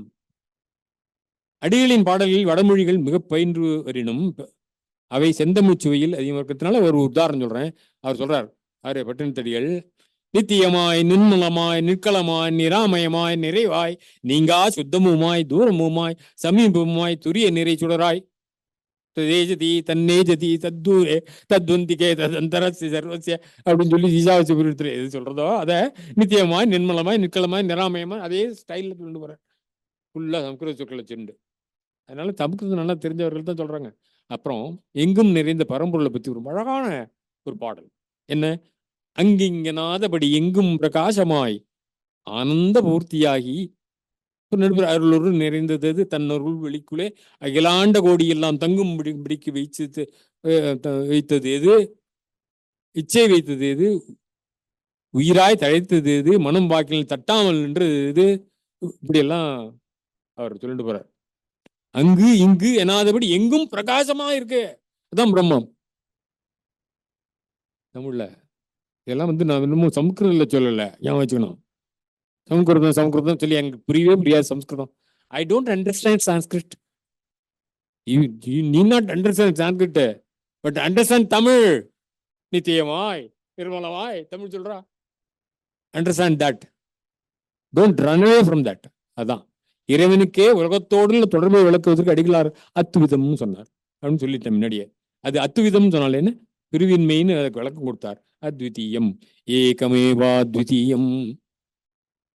இதைத்தான் இந்த ஏகமேத அத்விதீயத்தை தான் என்ன பண்ணினேன், இங்க எல்லாரும் பாபான்னு ஒரு படம், இது ஐம் சாரி பாபா தானே, பாபான்னு ஒரு படம் பார்த்துருக்கீங்க எல்லாருமே, ரஜினிகாந்த். முதல்ல எடுத்த உடனே வரும் ஏகமேவா அத்விதீயம். நான் தான் எடுத்து கொடுத்தேன் இந்த லைன்லாம் பல்லை வச்சா. நானே பக்கத்துல உட்காந்து ரெக்கார்ட் பண்ணி கொடுத்தேன். அதனால அங்கேயே போயிடுது. சினிமாலையும் அத்வைதத்தை சொரிய பண்ணணும்னு என்னுடைய ஆசை, நிறுத்தி கொடுத்து அது ஒரு விஷயம். அதுக்கப்புறம் அபேதம் வேதம்லாம் சொல்லிட்டா நான் கொஞ்சம் என்ன டைம் ஆகிட்டு இருக்கேன், அதனால நான் கொஞ்சம் ஜம்ப் பண்றேன். வார்த்தைகள் பாருங்க. இறைவனும் உலகமும் பொருட்தன்மையால் வேறாயினும் பொருள் தன்மையால். அதை பிரித்து தமிழை பிரித்து படிக்கிறதுக்கு இப்போ கஷ்டம். இப்போ எல்லாம் இப்போ நீங்கள்லாம் இன்ஜினியரிங் ஸ்டூடெண்ட்ஸு, மற்ற லாங்குவேஜ் ஸ்டூடெண்ட்ஸ்லாம் லாங்குவேஜ் பாஷையை வளர்த்துவங்க நல்லா. ஏன்னு கேட்டா தமிழே தெரியல, இப்போ எழுத முடியல. ரைட், ஓகே ஓகே, இது சொல்லிடுறேன். அத்விதம் என்ற அந்நிய சொற்கண்டு உணர்ந்தது சுத்த சிவத்தை தொடரும் நாள் என்னாலோ. அத்விதம் என்ற அந்நிய சொற்கண்டு, அந்நியங்கிறது இது சம்ஸ்கிருதம் சொல், உணர்ந்துங்கிறார். அதை உணர்ந்துக்கோ. ஒன்றிரண்டும் உள்ளதுவாய் நின்ற சமத்துவ நிலை நேர்புறுவது என்னாலோ அப்படின்னாரு. அதுமாரி நிறைய அத்வித நிலைக்கு எல்லாம் சொல்லி போறார். அதுக்கப்புறம் தாய்மானவர்ல நிறைய இருக்கு. நாணிக்க வாசகர், கபிலர், கம்பராமாயணத்துல கூட அங்கங்கே சொல்றார். மலையாளத்துல இப்போ தமிழ்லாம் கொஞ்சம் ஸ்கிப் பண்ணிட்டேன், டைம் இல்லைங்கிறதுனால. மறைந்த தத்துவ கியானி பாலகிருஷ்ணன் நாயர்னு அத்வைத்த நூல்லாம் நிறைய இருக்கார். அத்வைத்த சிந்தா பத்ததி அப்படின்னு சட்டாம்பி சுவாமிகள் இருக்கார். விவேக சூடாமணி அப்படிங்கிறது வேதாந்த தத்துவ நூலாக இருக்கார். ஆத்மோபதேச மலையாளத்தில் இருக்கா. அத்வைத்த மகரந்தம் இருக்கு, அத்வைத்த பௌத்த தீபிகா இருக்கு, அனுபூதியும் மந்தானுபவமும் இருக்கு. அத்வைத சித்தாந்தம் உள்ள அத்வைத வேதாந்தத்தின் சாரத்தை முன்வைக்கிறது, யதார்த்தத்தின் தன்மையை மற்றும் சுய உணர்தலுக்கான பாதை பற்றிய நுண்ணறிவுகளை எல்லாம் அந்த புத்தகத்தில் தெரிஞ்சுக்கலாம். அதெல்லாம் நான் மலையாளத்தெல்லாம் நல்லா படிச்சுன்னு வந்தேன். ஏன்னா எனக்கு தெரியாது மலையாளம் தெலுங்குலாம். இந்த டிரான்ஸ்லிட்ரேஷன் வச்சு நல்லா சொல்லணும்னு ஆசை, டைம் எடுத்து சரி போட்டோம். அப்படி அதே மாதிரி நாராயணகுரு, சட்டம்பி சுவாமிகள், பிரம்மானந்த சுவாமி சிவயோகி அவர் சொல்றார், ஆத்மாவின் சொரூபம் அநேகம் அறியாமல் ஆத்ம வித்யாக்களில் இருந்து சுய அறிவின் மூலம் தேடுவது கட்டாயமாகும் அப்படின்னு அவர் தமிழ்ல நான் அதுக்கு மொழிபெயர்த்து கொடுத்துருக்கேன். அதே மாதிரி பல்வேறு விஷயங்களை சொல்லும் அகங்காரத்தை ஆராய்ந்து அறிவின் உணர்தலால் தன்னை நிரப்பிக் கொள்பவன் அத்வைதத்தின் பயிற்சியாளர் அப்படிங்கிற. கன்னடத்தில் எடுத்துட்டா அடுத்தது நிறையா இருக்கு. அதில் கன்னடம்னு சொன்னால் எல்லாருக்கும் டக்குன்னு ஞாபகம் வருது என்ன, புரந்தரதாசர் கிருதிகள் தான் ஞாபகத்து வரும். அப்போ அவர் ஏதாவது சொன்னாரா அப்படின்னு பார்த்தா அவர் டைரக்டா எதுவும் சொல்லலை. ஆனால் அவருடைய கருத்துக்களில் நிறைய அத்வைத்தம் இருக்கு. நீயே உண்மை, பல கடவுள்கள் மூலம் அத்வைத்தம் இருக்கிறது, வெளிப்படையாக கூறப்படாவிட்டாலும் கடைசி வரி அத்வைதத்தை சொல்றது. என்ன கடைசி வரி அப்படின்னா, இதோ பகுவித தேவரிந்துண்டு அத்வைதான் அப்படி அத்வைதங்கிற வார்த்தையே யூஸ் பண்றாரு. அதுக்கடுத்து நீலகண்ட தீட்சன் ஒருத்தர் பண்ணியிருக்கார். அதுக்கப்புறம் ஹரிகரர் ಅದ್ವೈತವೇ ಗುರುವಾದ ತತ್ವದ கனாந்தேயன்னு போதிசுடு அப்படிங்கிற. குருவின் தத்துவத்தின் ஆழத்தை அத்வைத்தம் போதிக்கிறது அப்படின்னு சொல்றாங்க. அத்வைத கோட்பாட்டை படிப்பது வாழ்க்கையின் இலக்கை நிறுவுகிறது அப்படின்னு மகாசிவன் அப்படின்னு சொல்றார். அத்வைத தீபங்கிற புத்தகத்தில் சொல்றேன், நிறைய விஷயங்கள் அத்வைத்த விஷயங்கள் வருது. மலையாள சைட்ல இருந்து சொல்றேன். இப்போ அதுக்கடுத்து அத்வைத கோட்பாடுன்னா என்ன அப்படிங்கிறத ஷார்ப்பா சொல்றார் ஒருத்தர். என்னது அப்படின்னா, ஆனந்தத்தை வெளிப்படுத்துகிறது அப்படிங்கிற. அத்வைத கோட்பாடு எல்லையற்ற மனதை கொண்டுள்ளது அப்படிங்கிற ஒருத்தர். அப்புறம் அத்வைத கோட்பாடு ஆழ்நிலை அனுபவத்தை தருகிறது அப்படிங்கிற. இந்த மேற்கோள்கள் அத்வைதம் என்ற வார்த்தையை தெளிவாக குறிப்பிடுகின்றன மற்றும் கன்னட இலக்கியத்தில் அதன் முக்கியத்துவத்தை வெளிப்படுத்துகின்றன. இது பிராந்தியத்தில் தத்துவ சொற்பொழிவுகளில் அத்வைத வேதாந்தத்தின் தாக்கத்தை பிரதிபலிக்கிறது. அதுக்கடுத்து தெலுங்கு அத்வைதாம் ஆதாரம் அத்வைதம் அப்படின்னு ஏதோ ஒரு பாட்டு. அப்போ அத்வைதங்கிற வார்த்தையை போட்டுருக்காங்க. நீங்க திருவிடமுருத்தூர் போனா அத்வைதம் சத்தியம் சத்தியம்னு அதுக்கு பின்னாடி ஒரு புராணத்துல ஒரு கதை இருக்கு. இல்லை இங்க நம்ம ஊர்லயே அத்வைதம் சத்தியம் சொன்ன ஊர் திருவிடமுருத்தூர். அதுக்கடுத்தது ராமானுஜ சரித்திரத்துல reflecting on the self with the mindset of Advaita philosophy, I constantly contemplate for liberation. விசிட்டா அத்வைத்தம்னு சொன்னாலும் அந்த அத்வைத்தம் உள்ள ஒட்டின்னு இருக்குங்கிறது ஞாபகம் வச்சுக்கணும். அதை பற்றி பெருசாக பேச வேண்டிய விஷயம் அதெல்லாம். அதனால அத்வைதம் இருக்கு அங்கேயும். Discussion on the principles of Advaita Brahma philosophy, அதை தான் அத்வைத தீபிகை சொல்றது. அத்வைத பிரசாதமு அப்படின்னு. One taste the grace of Advaita, they will yearn to serve the supreme feet of the Lord. அத்வைதத்தை தெரிஞ்சுட்டா நிச்சயமா கடவுள்கிட்ட நம்பிக்கை வரும், கடவுளோடு எப்போதும் ஒரு பக்தியும் வந்துடும். அது ஒண்ணுதான் அந்த ஒன்றை பார்த்து நீ போறதுக்கு போகணும். எப்படி சம்ஸ்கிருதத்தை தெரிஞ்சுட்டா அந்த சம்ஸ்கிருதக்கிட்டே வரணும்னு ஆசை வருவோம், அதை போல. அதே மாதிரி நம்ம சினிமா பாட்டுல இந்த தெலுங்கு இதுல அத்வைத சித்திகி அமரத்வலப்திகி கானமே சோபானமு சங்கராபரணமு இருக்கா. அந்த இடத்துல ஒரே சின்ன திருத்தம், அத்வைத சித்திகி அமரத்வலப்திகி. அங்க கானம்ங்கிறதுக்கு பதிலாக நடுப்பு ஜிஎன்க்கு பதிலாக நடுப்பு ஒரு எண்ணு புண்ண போறோம். ஞானமே சோபானமு, ஞானம் அதுதான் சோப்பானம், அதுதான் ஸ்டெப்பு அப்படிங்கிறது புரிஞ்சுக்கணும். கடைசியா நான் எழுதின ஸ்லோகம் இது. ஒரு 30 வருஷத்துக்கு முன்னாடி என்னது ஸ்கூல்ல டீச்சரா இருக்கிற பொழுது அதையும் சொல்றோம். ஏகோ பாவகா சர்வ சம்ஷேப ரூபகா ஏகா பாஷா பூத காருண்ய ரூபா ஏகம் லட்சியம் சாமரஸ்யம் சமேஷாம் ஏகம் தத்துவம் சித்தம் ஆனந்த பூர்ணம். என்ன பொருள் என்றால், ஒரே ஒரு பாவம் தான் மனுஷனுக்கு இருக்கணும். பாவம்னா என்ன? உணர்ச்சி, உணர்வு. அது என்னன்னா சர்வ சங்கேப ரூபம். there is only one feeling. எப்படி இருக்கணும் அது mister's? In brief, there is only one language, ஏகா பாஷா. அது என்ன பாஷை? பூத காருண்ய ரூபா, கருணைங்கிற ஒரு பாஷை வேணும். ஏகம் லட்சியம், ஒரே லட்சியம் தான். சாமரஸ்யம் சமேஷாம், இந்த உலகத்தை எல்லாத்தையுமே சேர்க்கக்கூடிய ஒரு லட்சியம் இருக்கணும். ஒற்றுமையோடு இருக்கணும். அதுதான் மைத்ரி பட்சத்துல ஆச்சாரியர்கள் காமிச்சார்னு எடுத்து காட்டினார். எல்லாம் ஒன்று என்று புரிந்தாலே ஒற்றுமை என்பது தானாக வரும். இப்போ உடனே வராட்ட கூட எத்தனையோ சத்துவ ரஜஸ்தமோ குணங்கள், முக்குணங்களினால் ஆளப்படுகின்ற நாம் என்றோ ஒரு நாள் இந்த நிலைக்கு வந்தோம்னாலே அதுவே நம்ம கடைதே இருக்கும். ஏகம் தத்துவம், அது எப்படின்னா சித்தம் ஆனந்த பூர்ணம். அந்த அத்வைத தத்துவத்தை தெரிஞ்சிருந்தாலே ஆனந்தமாகும் நம்மளுடைய அறிவு என்று சொல்லி உங்கள் அனைவருக்கும் மலையாளத்திலையும் கன்னடத்திலையும் தெலுங்குலையும் தமிழ்லையும் ஆங்கிலத்திலும் நன்றி சொல்லி என் உரையை முடிக்கிறேன். வணக்கம்.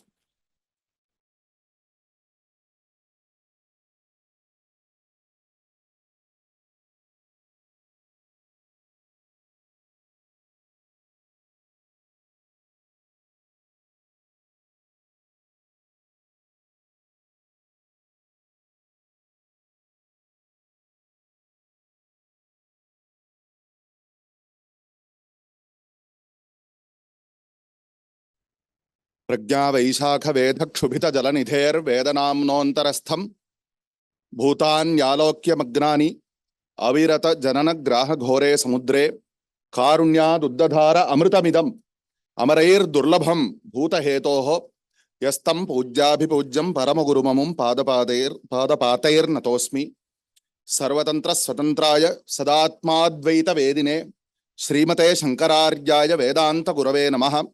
कामाक्षी करुणारूपम कामकोटि जगद्गुरुम चिन्मूर्तिं कलये चित्ते शंकराचार्यमव्ययम् अज्ञानान्तर्गहनपतिदान आत्मविद्योपदेशैः त्रातुं लोकान् भवदव शिखा ताप पापच्यमानान् मुक्त्वा मौनं वटविटपिनो मूलतो निष्पतन्ति शम्भोर्मूर्तिः चरति भुवने शंकराचार्य रूपा।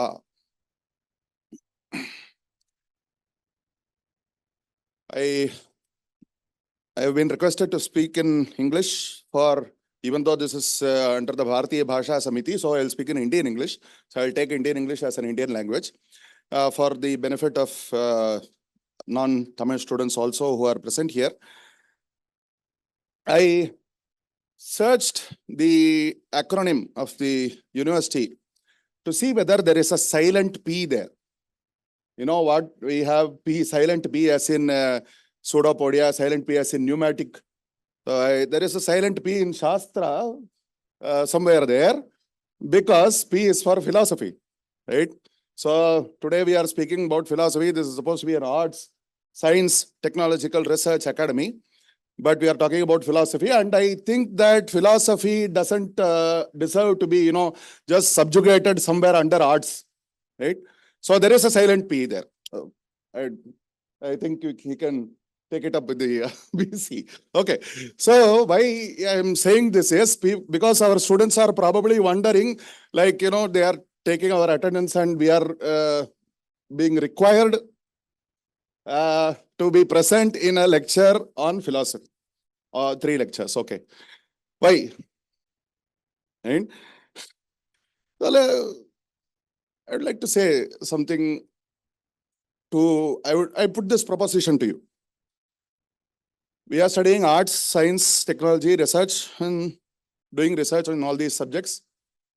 Why do we need philosophy? Right?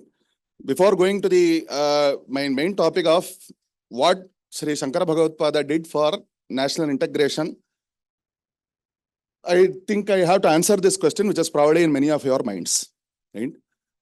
So this proposition that I'm putting in front of you is, would you like to make an investment? Right? Everybody knows about the value of investments. So the proposition is, you invest your time and money and so many other things. That is what we usually, not only money, we also invest time, we invest effort into something that is useful for us.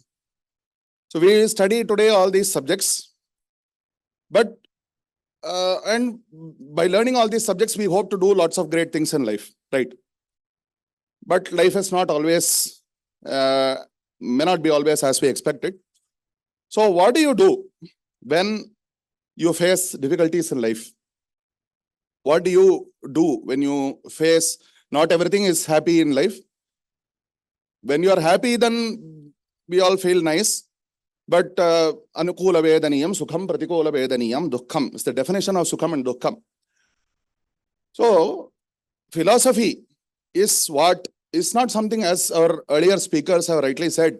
Philosophy is not something that you have to learn after you go old or something like that. It is something, even though you may not understand it today entirely, it is something that you need to at least listen to today. See, it's the responsibility of parents and other educators to give children what they need, not necessarily what they like. May not like it today or may not feel it is necessary for you today, but this is something that will be useful for you in later life. Because when you find yourself in such a situation that you find yourself in some difficulties, you find yourself frustrated. So how are you going to get yourself out of it? Our Sanatana Dharma gives you the tool to strengthen yourself. Strengthen is not just physical strength. And we call something, we talk about something called mental strength. Where does it come from? You do exercise, you get physical strength. What kind of exercise will give you mental strength? And your mind, where will it gain strength from? That is what is called something called spiritual strength. That is what Adi Shankara Bhagavad-pada has taught us. We all know about Hanuman. We all consider Hanuman as the epitome of Karya Sadhakas, Asadhya Sadhakas Swamin. There was a point in Hanuman's life. I mean, we consider him as a Chiranjeevi, that's a thing, different thing. There is, okay, let me put it this way. There was an incident or a point in occurrence in Ramayana where Hanuman felt frustrated, where he felt life was not worth continuing. Then he himself brought him back to further. He was searching for Sita. He did not find Sita. He got so frustrated. He was searching everywhere in Lanka. Then he said, no, this search is fruitless. He said, I will abandon this search and do something extreme. But then he tells himself, Kalyani bata gatheyam laukiki pratibhatima yeti jivantamananda param varusha shatadapi. Where did that strength? He told himself, if I continue my search, I will get what I achieve. So I should not go rejected. I should not abandon my search. Where did he get this mental strength from? That is his spiritual strength.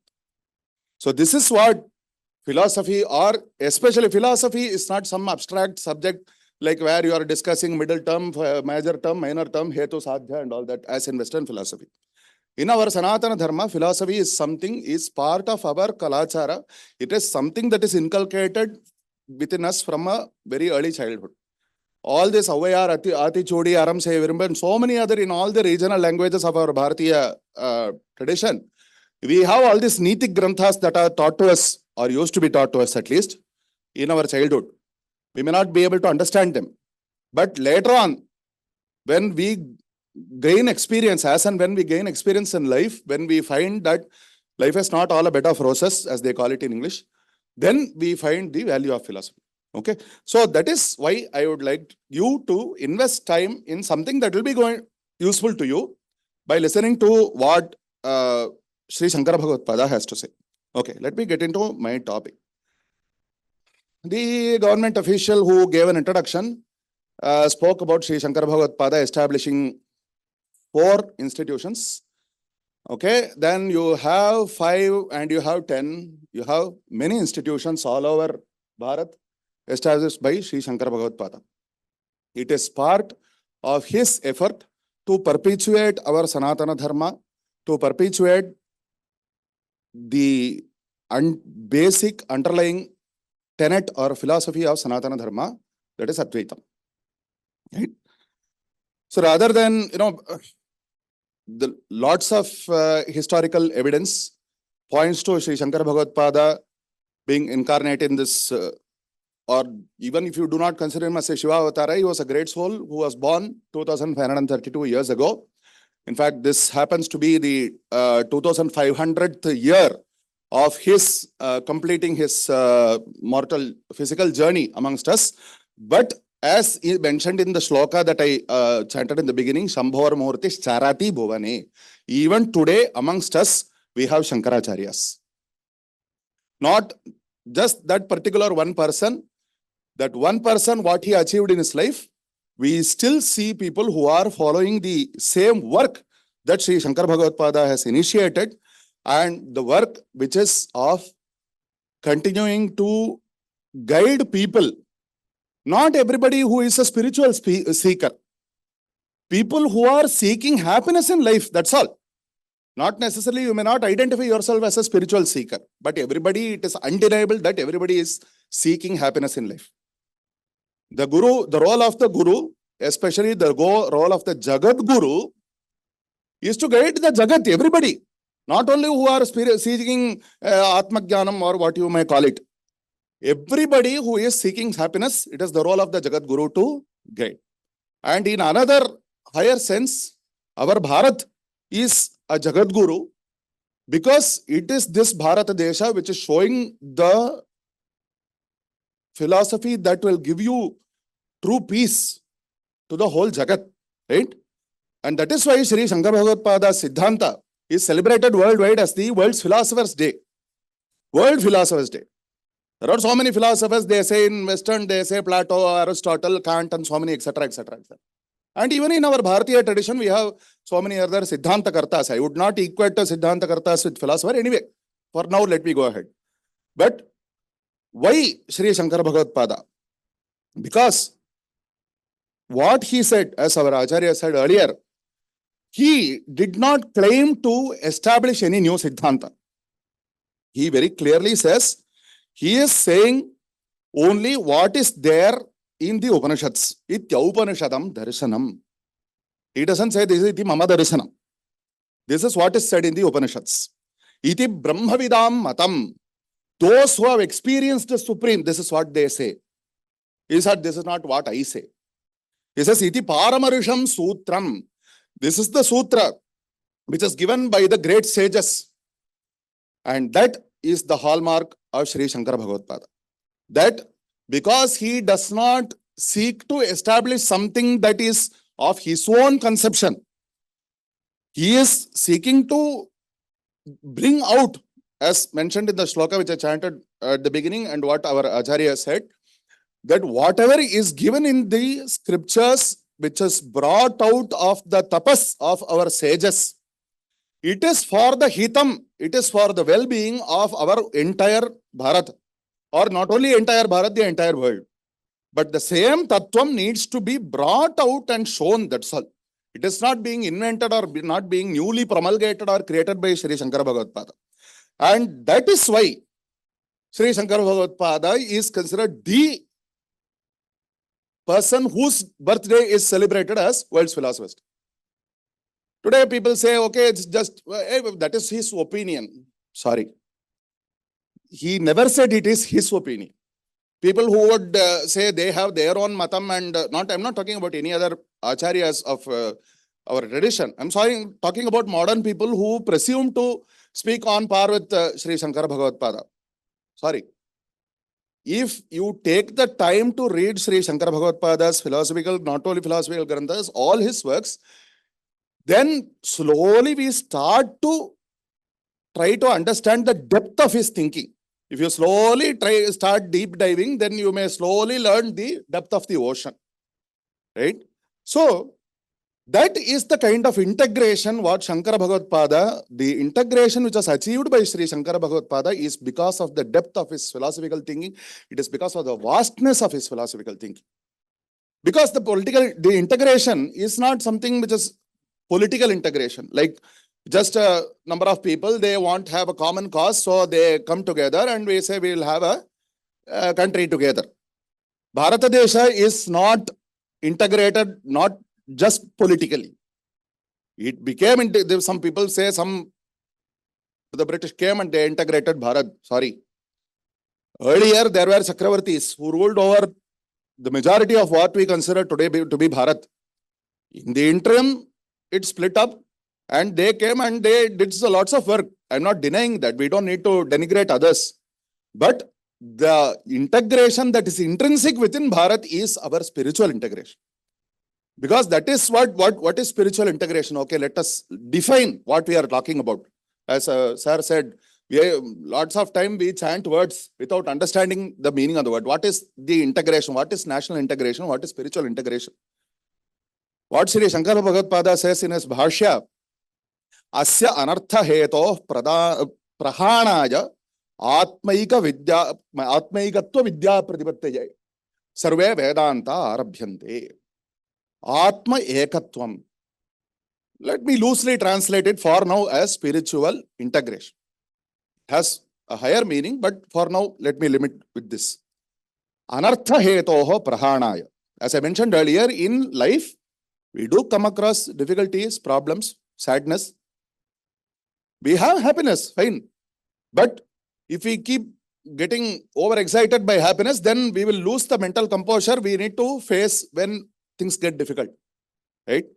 So where do you get that strength from? How do you going to do anartha heto of prahanam? How are you going to throw away what is giving you difficulty? That is where your atmaikatva vidya. It is today, it is just an intellectual word which we are uttering.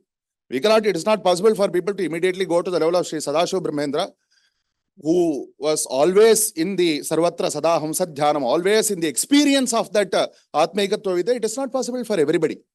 But when we remind ourselves that we are also part of that great spiritual being that which is prevalent everywhere, then we get the strength, okay, that Bhagavan Shakti is also within me, so let me come up.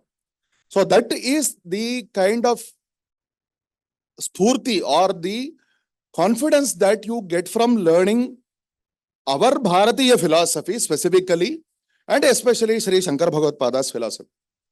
Regarding the Charitram of Sri Shankara Bhagavad-pada, he was born in Kaladi, and Kaladi is a village in Kerala. Then when he wanted to take sannyasa, where did he go? If you can see the patrika of this program, you have that the 108 feet statue of Sri Shankara Bhagavad-pada installed at Omkareshwara Kshetra a few months back. I was blessed to be present there on that day. Omkareshwara is the place where Sri Shankara Bhagavad-pada at the tender age of 8, can you imagine that?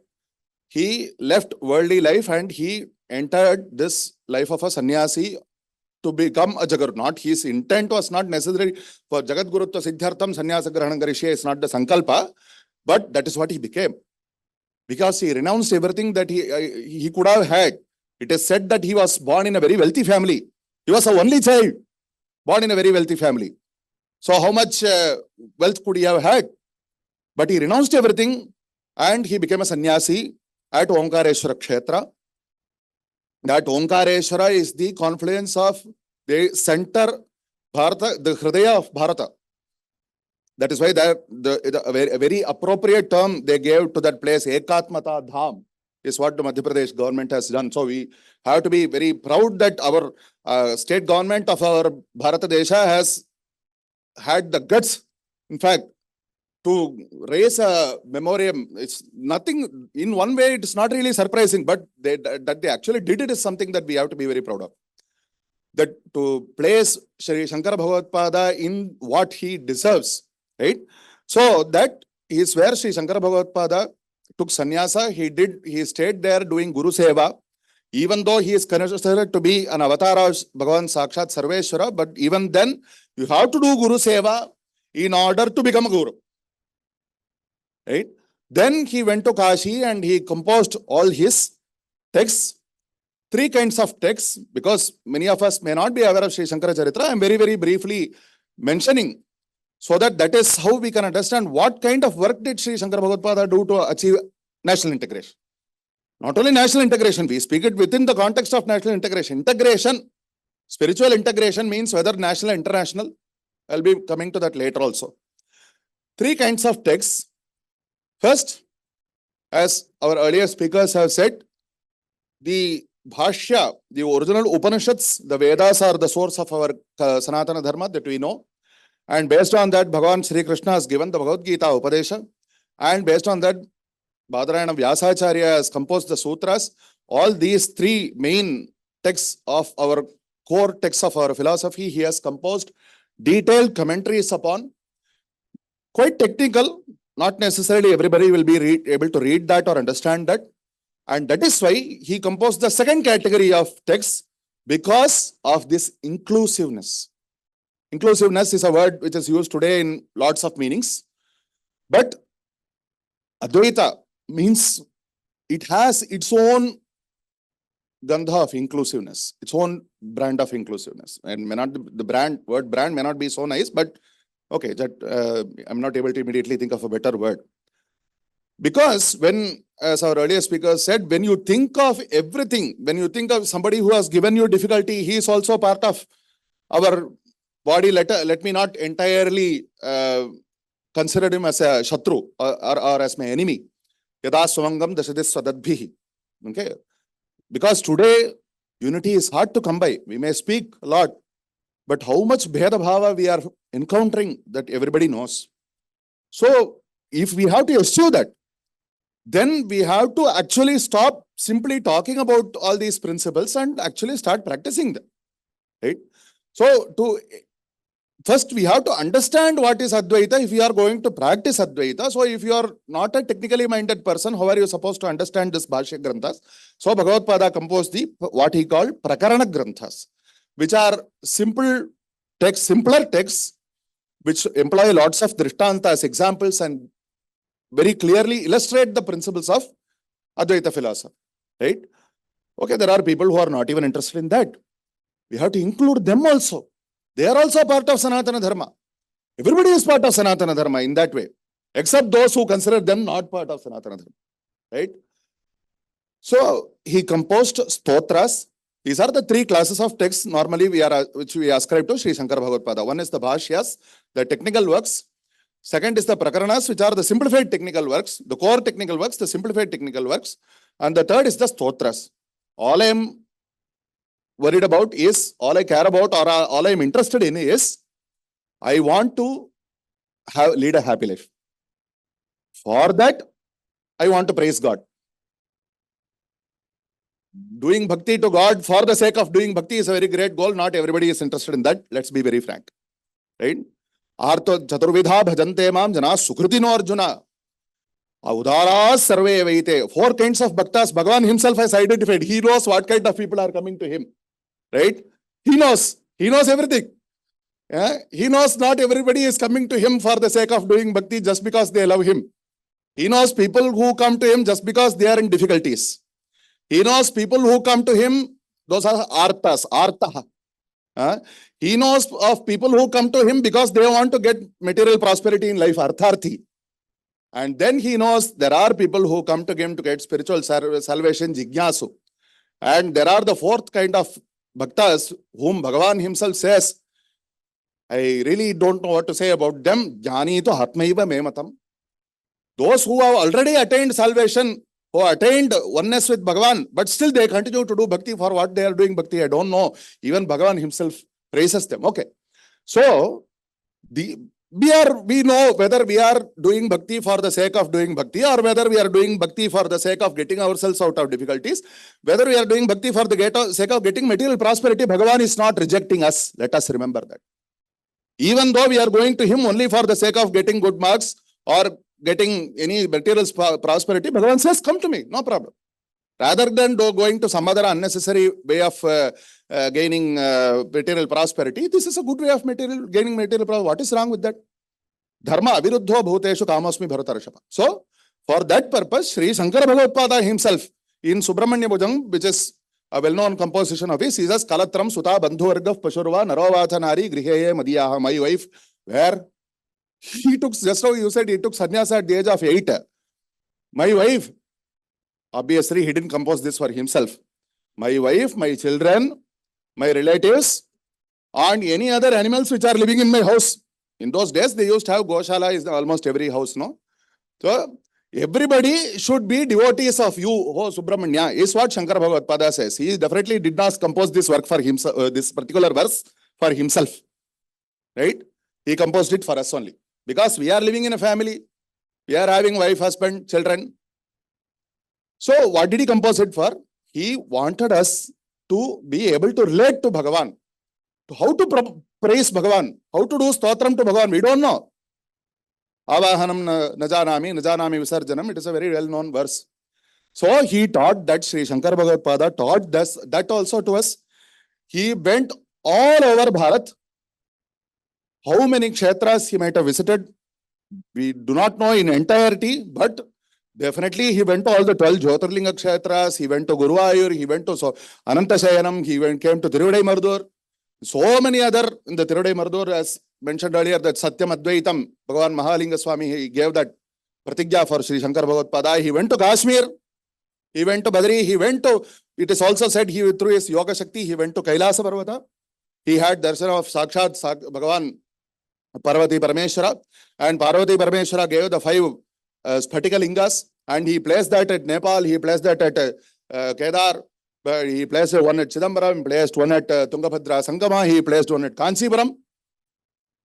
And that Saundaralahari Stotra, Saundaralahari is a great stotram in many ways. All this for whom? Not for himself. Because he considered the entire, this was done for the people of, especially of Bharat, and of course, okay, though whoever is fortunate enough, even though they were not born in Bharat, to come and have abhimana about Bharatiya Kalachara, they also benefit from it.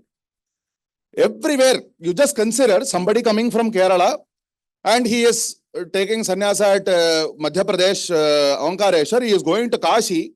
How did the people there accept him? How did the people there respect him?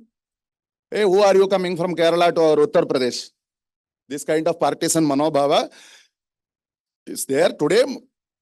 Might have been to a lesser extent in the earlier days, but it is our Sanatana Dharma which makes people respect who are in that form. Right?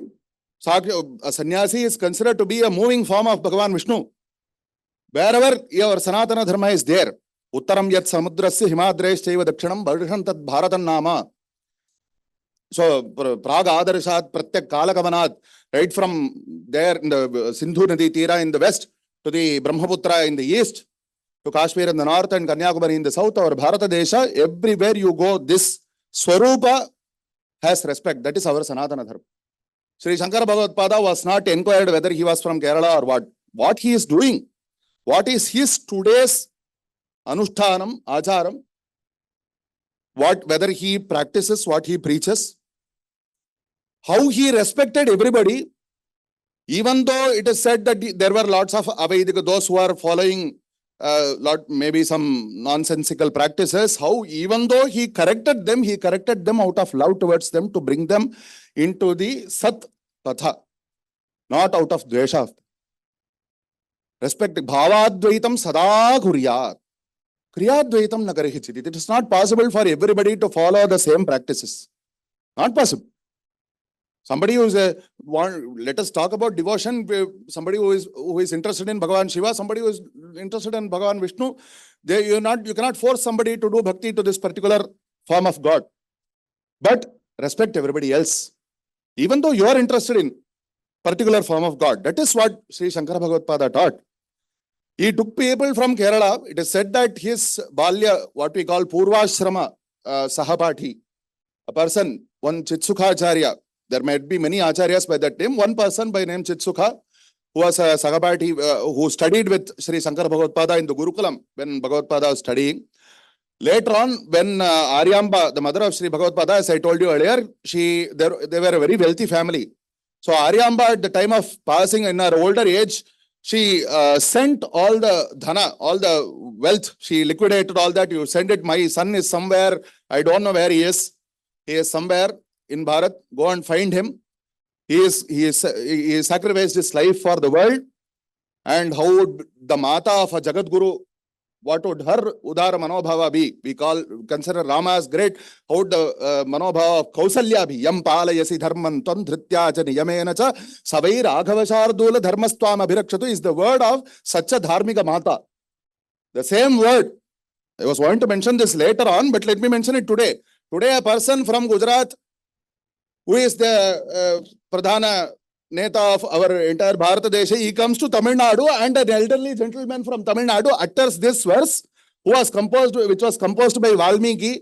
I don't know whether Valmiki, where he was living, somewhere in Uttar Pradesh, maybe, I don't know. This is integration. This verse, as a benediction, which was Kausalya Mata, she pronounced to her son, an elderly gentleman from Srirangam. We would have all seen in social media, right? This is the integration that our Sanatana Dharma has intrinsically it has, and what Sri Shankara Bhagavad-pada re-established, right? So, as I was saying earlier, Mata Aryamba sends all that money, and the person he finds Sri Shankara Bhagavad-pada at Badari Kshetram. At that time, Bhagavad-pada in Badari, he finds the Badari Narayana Murti within the Ganga there, and he wants to build a temple for Badari Narayana. All that money comes, Bhagavad-pada says, use this for building the temple. What else is a sannyasi going to do with money? Right? And he installed people from the same Kerala to do puja there. Raval, even today they say we are doing duty as Raval for this year's. People from Kerala are doing duty there.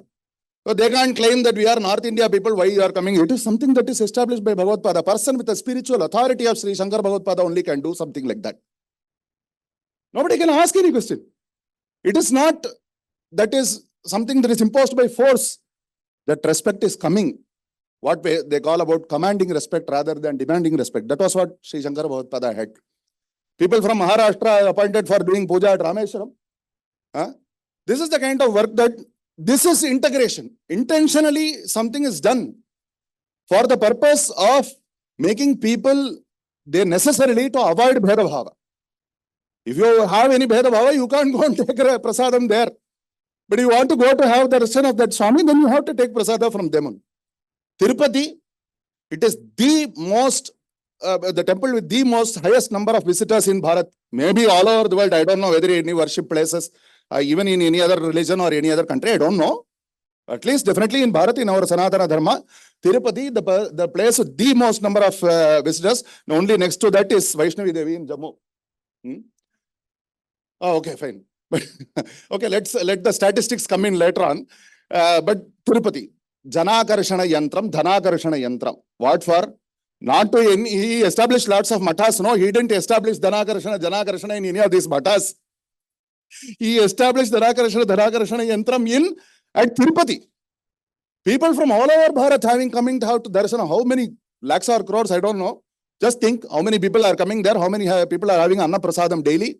Shankara Bhagavad-pada's work, the Yantram too, which has the power, which has the spiritual power to bring in people. Okay, if you bring in people, how are you going to give them food? For that, money is necessary. Bring in money. Money, dhanancha karma artham, karmacha upatta durita kshayartham. Sri Shankara Bhagavad-pada's Taitriya Bhashya. Money. Bhagavad-pada says, do this japam for the japa which is there in the Upanishad. That also. Upanishad is not just about philosophy again. For earning money, there is a mantra japa in Upanishad. What Sri Shankara Bhagavad-pada says, why are you talking about money japa in Upanishad? He says, dhanancha karma artham. Only if you have money, you can do satkaryas. Only if you have money, you can run such an institution, do some sadvishaya upanyasas like this. And only through doing good deeds, then you can gain spiritual. This not only spiritual, in the sense your sins go away and you be happiness in life. If you keep telling spiritual, then people immediately, they are mentally move away. Just talk about gaining happiness in life. Right? For that, the Janakarshana, Dhanakarshana yantras which Bhagavad-pada established. So what kind of a broad thinking, right?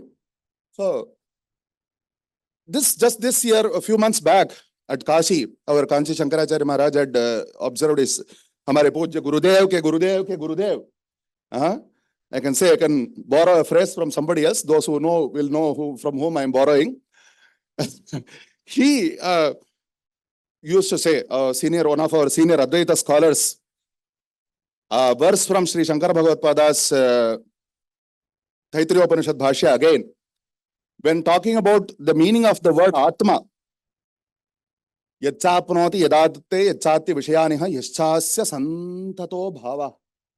He said, Sri Chandrasekharendra Saraswati Maharaj, Santato Bhava, that gesture, that Atman which is pervading everywhere. Here, Tvayi Mayicha Anyatra cha Eko Vishnu. Tasmad Atmeti Shabdyate. Giyate. That Shankaracharya, that is why we said that Shankaracharya still lives within us. So, the Santato Bhava, when Chandrasekharendra Saraswati Maharaj attained Siddhi, you could observe people from every religion there. How? Because of that Bhavadvaita. Right? And that is the Upadesha that was sung at the beginning. I don't know whether everybody is aware of who composed that. Sri Chandrasekharendra Saraswati Maharaj, 68 Shankaracharya, Jagadguru Shankaracharya of the Kanchi Kamakoti, Mulamnaya Sarvagya Petham, that Maitrim Bhajata, the very first sentence, integration. So, that is, we observed this last year, as I was talking about 6 months ago at Kashi. Sri Shankaracharya Maharaj instructed me to organize the national level Panchanga Sadas, people from Kashmir to Kerala, Gujarat to Assam, from about 16 states. We had totally about 60 participants. A person from Assam, I didn't even know him much earlier. He came there and there was some, regarding the accommodation arrangement, I said I was lots of busy running around organizing the main program. I said, please wait here, I'll just make some arrangement. He said, sir, this is my matham. That is the word that he said. Standing at the, of our Shankar Mat at Kashi, he said, this is my matham, sir. You don't worry. You please carry on with your organizing the program. I will take care of my accommodation. I have never seen him before. He is from Assam. I spoke to another scholar from Orissa. He is telling me, I spoke to him in Sanskrit. And that is another, of course, it will be going to another topic. The national integration value of Sanskritam is yet another topic. I was speaking, because I know Sanskritam, I was speaking, able to speak with all these people. Another person from Orissa, he says, I am at Tripura right now.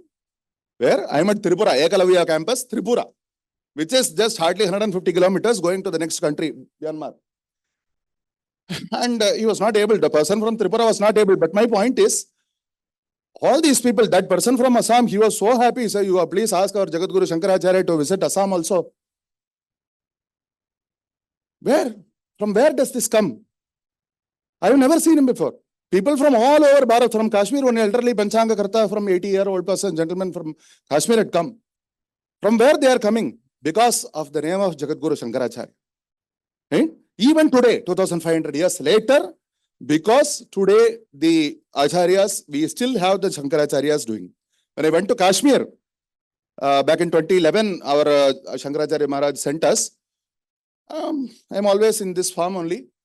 Kshira Bhavani is a temple there in Kashmir.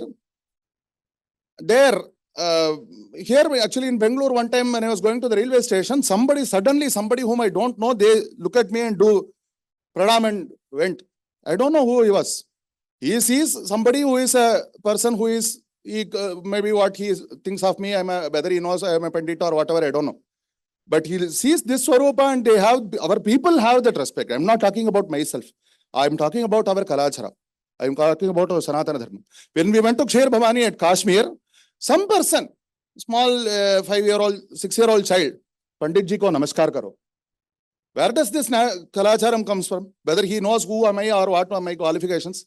This is our national integration, which is there intrinsic in our Sanatana Dharma, as I mentioned earlier.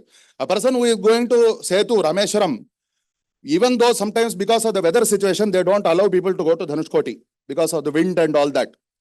But those who are doing Sakshat in the Agni Tirtha, misal people will do Snanam, they will think of that Dhanushkoti and they feel that they have completed that Dhanushkoti Snanam. Where? People who are coming from everywhere. In Rameshwaram, there is our Shankaracharya has installed one Mantabam there. If you do Agni Tirtham Snanam and look, then you will see Sri Shankara Bhagavatpada. Like that, the Shankara Bhagavatpada's Pratima has been kept there.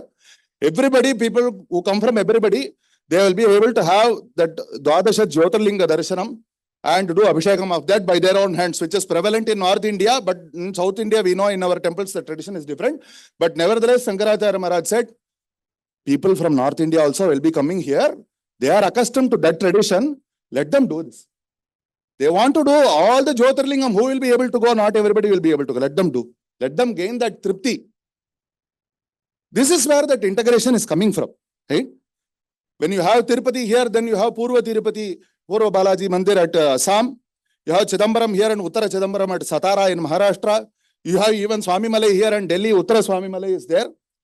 Our Shankaracharya Maharaj is doing this. Something in 10 Kashi, 10 Madurai is something that is there in our Kalacharam itself. Right? And so in all these places you go, our Sri Jayendra Saraswati Maharaj installed Shankara Bhagavad-pada. For what? Because Shankara Bhagavad-pada has all covered all these places in his pursuit of our national integration. Wherever you may be, if you recite the Dwadasha Jyotirlinga Stotram, you will remember the Jyotirlingas which are there in all over Bharat, not only in your state. When Paul Brunton, he came to have Shankaracharya Darshan, person from international country has come. Shankaracharya Maharaj did not seek to, time, stop, right? I'll finish. So he did not seek to establish his own. He sent him to Ramana Maharshi. If Ramana Maharshi is known today all over the world, lots of foreigners are coming there, we know. Kanchi Shankaracharya Maharaj sent him there. Because what Ramana Maharshi says in his Atma Bodham in Tamil, he says, Anmavin Bodham Arul Shankaran, Au Anmavu Kanniyan Avano, Anmava Yennahatte Irinthi into Tamil Sulvanum, Annavananchi Macha Ar. Ramana Bhagavan says that same Shankara Bhagavad-pada is within me. He wrote the Atma Bodham in Sanskritam. Today, through me, he is doing it in Tamil. So, even today, Ayodhya, it is a spiritual integration. People from Shankara Sampradaya, Ramanuja Sampradaya, Ramananda Sampradaya, so many Sampradayas. Everybody coming, our Shankaracharya has gone there, the Pejawar Swami is there. So, all these people are coming together. And so, what I am trying to say is, let us read whatever we are able to understand. But let us invest this time in reading the works of Shankara Bhagavad-pada. Every year during Shankara Jayanti, I keep saying this. At least not only during the Shankara Jayanti, whatever time you get, we read lots of books. Some are necessary, some are not necessary, some are just for Mano Vinoda. We all know that. But let us invest some time in reading the works of Sri Shankara Bhagavad-pada. Jagadguru Shankaracharyas are there today also. Let us go and have darshan. We don't need to think that they are somebody who is not related to us. They are Jagadguru means they are our Guru also. We may be in some totally Laukika field. In the worldly, all these research, all this ASTR, all this we are doing. Okay. But as I said, there is a silent P there. So that philosophy is what our Jagadguru is embodying. So let us be. Again, I will just finish by that same line, Shambhor Murti hi Charati Bhuvane. The same Aikyam, the integration which Sri Shankara Bhagavad-pada did throughout all his life, a very short life, by today's standards, 32 years. Just imagine what kind of an impact he had on Bharat, what kind of an impact he had on the world. So, let me conclude with this. That just request again, students, please don't consider philosophy that is something that is not related to you. It is related to every single person. It is what will give you your spiritual strength, not only at times of difficulties, but also during times of happiness, to not get overexcited, to lead a samatvam yoga siddhya siddhyo samabhuta samatvam yoga uchyate, to retain your mental peace. That spiritual strength is what is going to give, and I pray that Sri Shankara Bhagavad-pada grant us all that blessing. I'm sorry I might have taken our excess time, but thank you.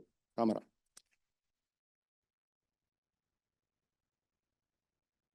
Thank you so much, sir, for giving wonderful lecture on the topic, Sri Adi Shankara's approach towards spiritual integration of Bharatam. We enjoyed it. Now it's a question and answer session. Students, if you have any question, you can raise it. So you have here 3 lectures continuously about Atma and the contributions of Adi Shankaracharya. If you have any doubt, you can raise a question. Of course, whoever. Madam, please.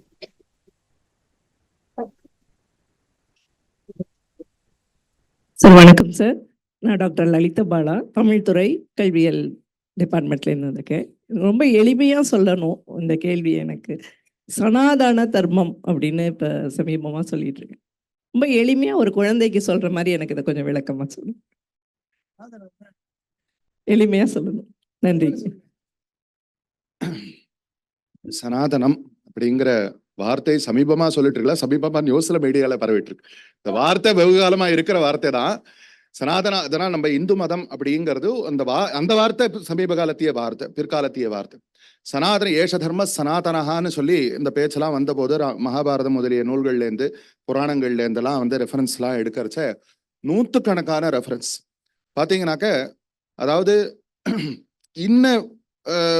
அதாவது அது ஏதோ ஒரு குறிப்பிட்ட சடங்குகள் இது சம்பந்தமாவோ அப்படி இப்படின்னு இல்லாமல் ஒரு மனிதன்கிறது பொதுவா யாருங்கிறது என்ன எந்த எப்படிப்பட்ட மனிதன்கிற வரைக்கும் கூட போகல. ஒரு மனிதனானவன் எப்படி நடந்துக்கணும் அப்படிங்கிறதுனுடைய பலவிதமான முகங்களை ஆஸ்பெக்ட்ஸ்ன்னு சொல்றாங்க. அத பலவிதமான ஸ்லோகங்களை வெவ்வேறு பிரசங்கங்கள்ல சொல்லி இப்படி நடந்துக்கிறது தான் சனாதன தர்மம். துவயா மயாச்ச வைதேகியா, ராமர் சொல்ற வார்த்தைங்க.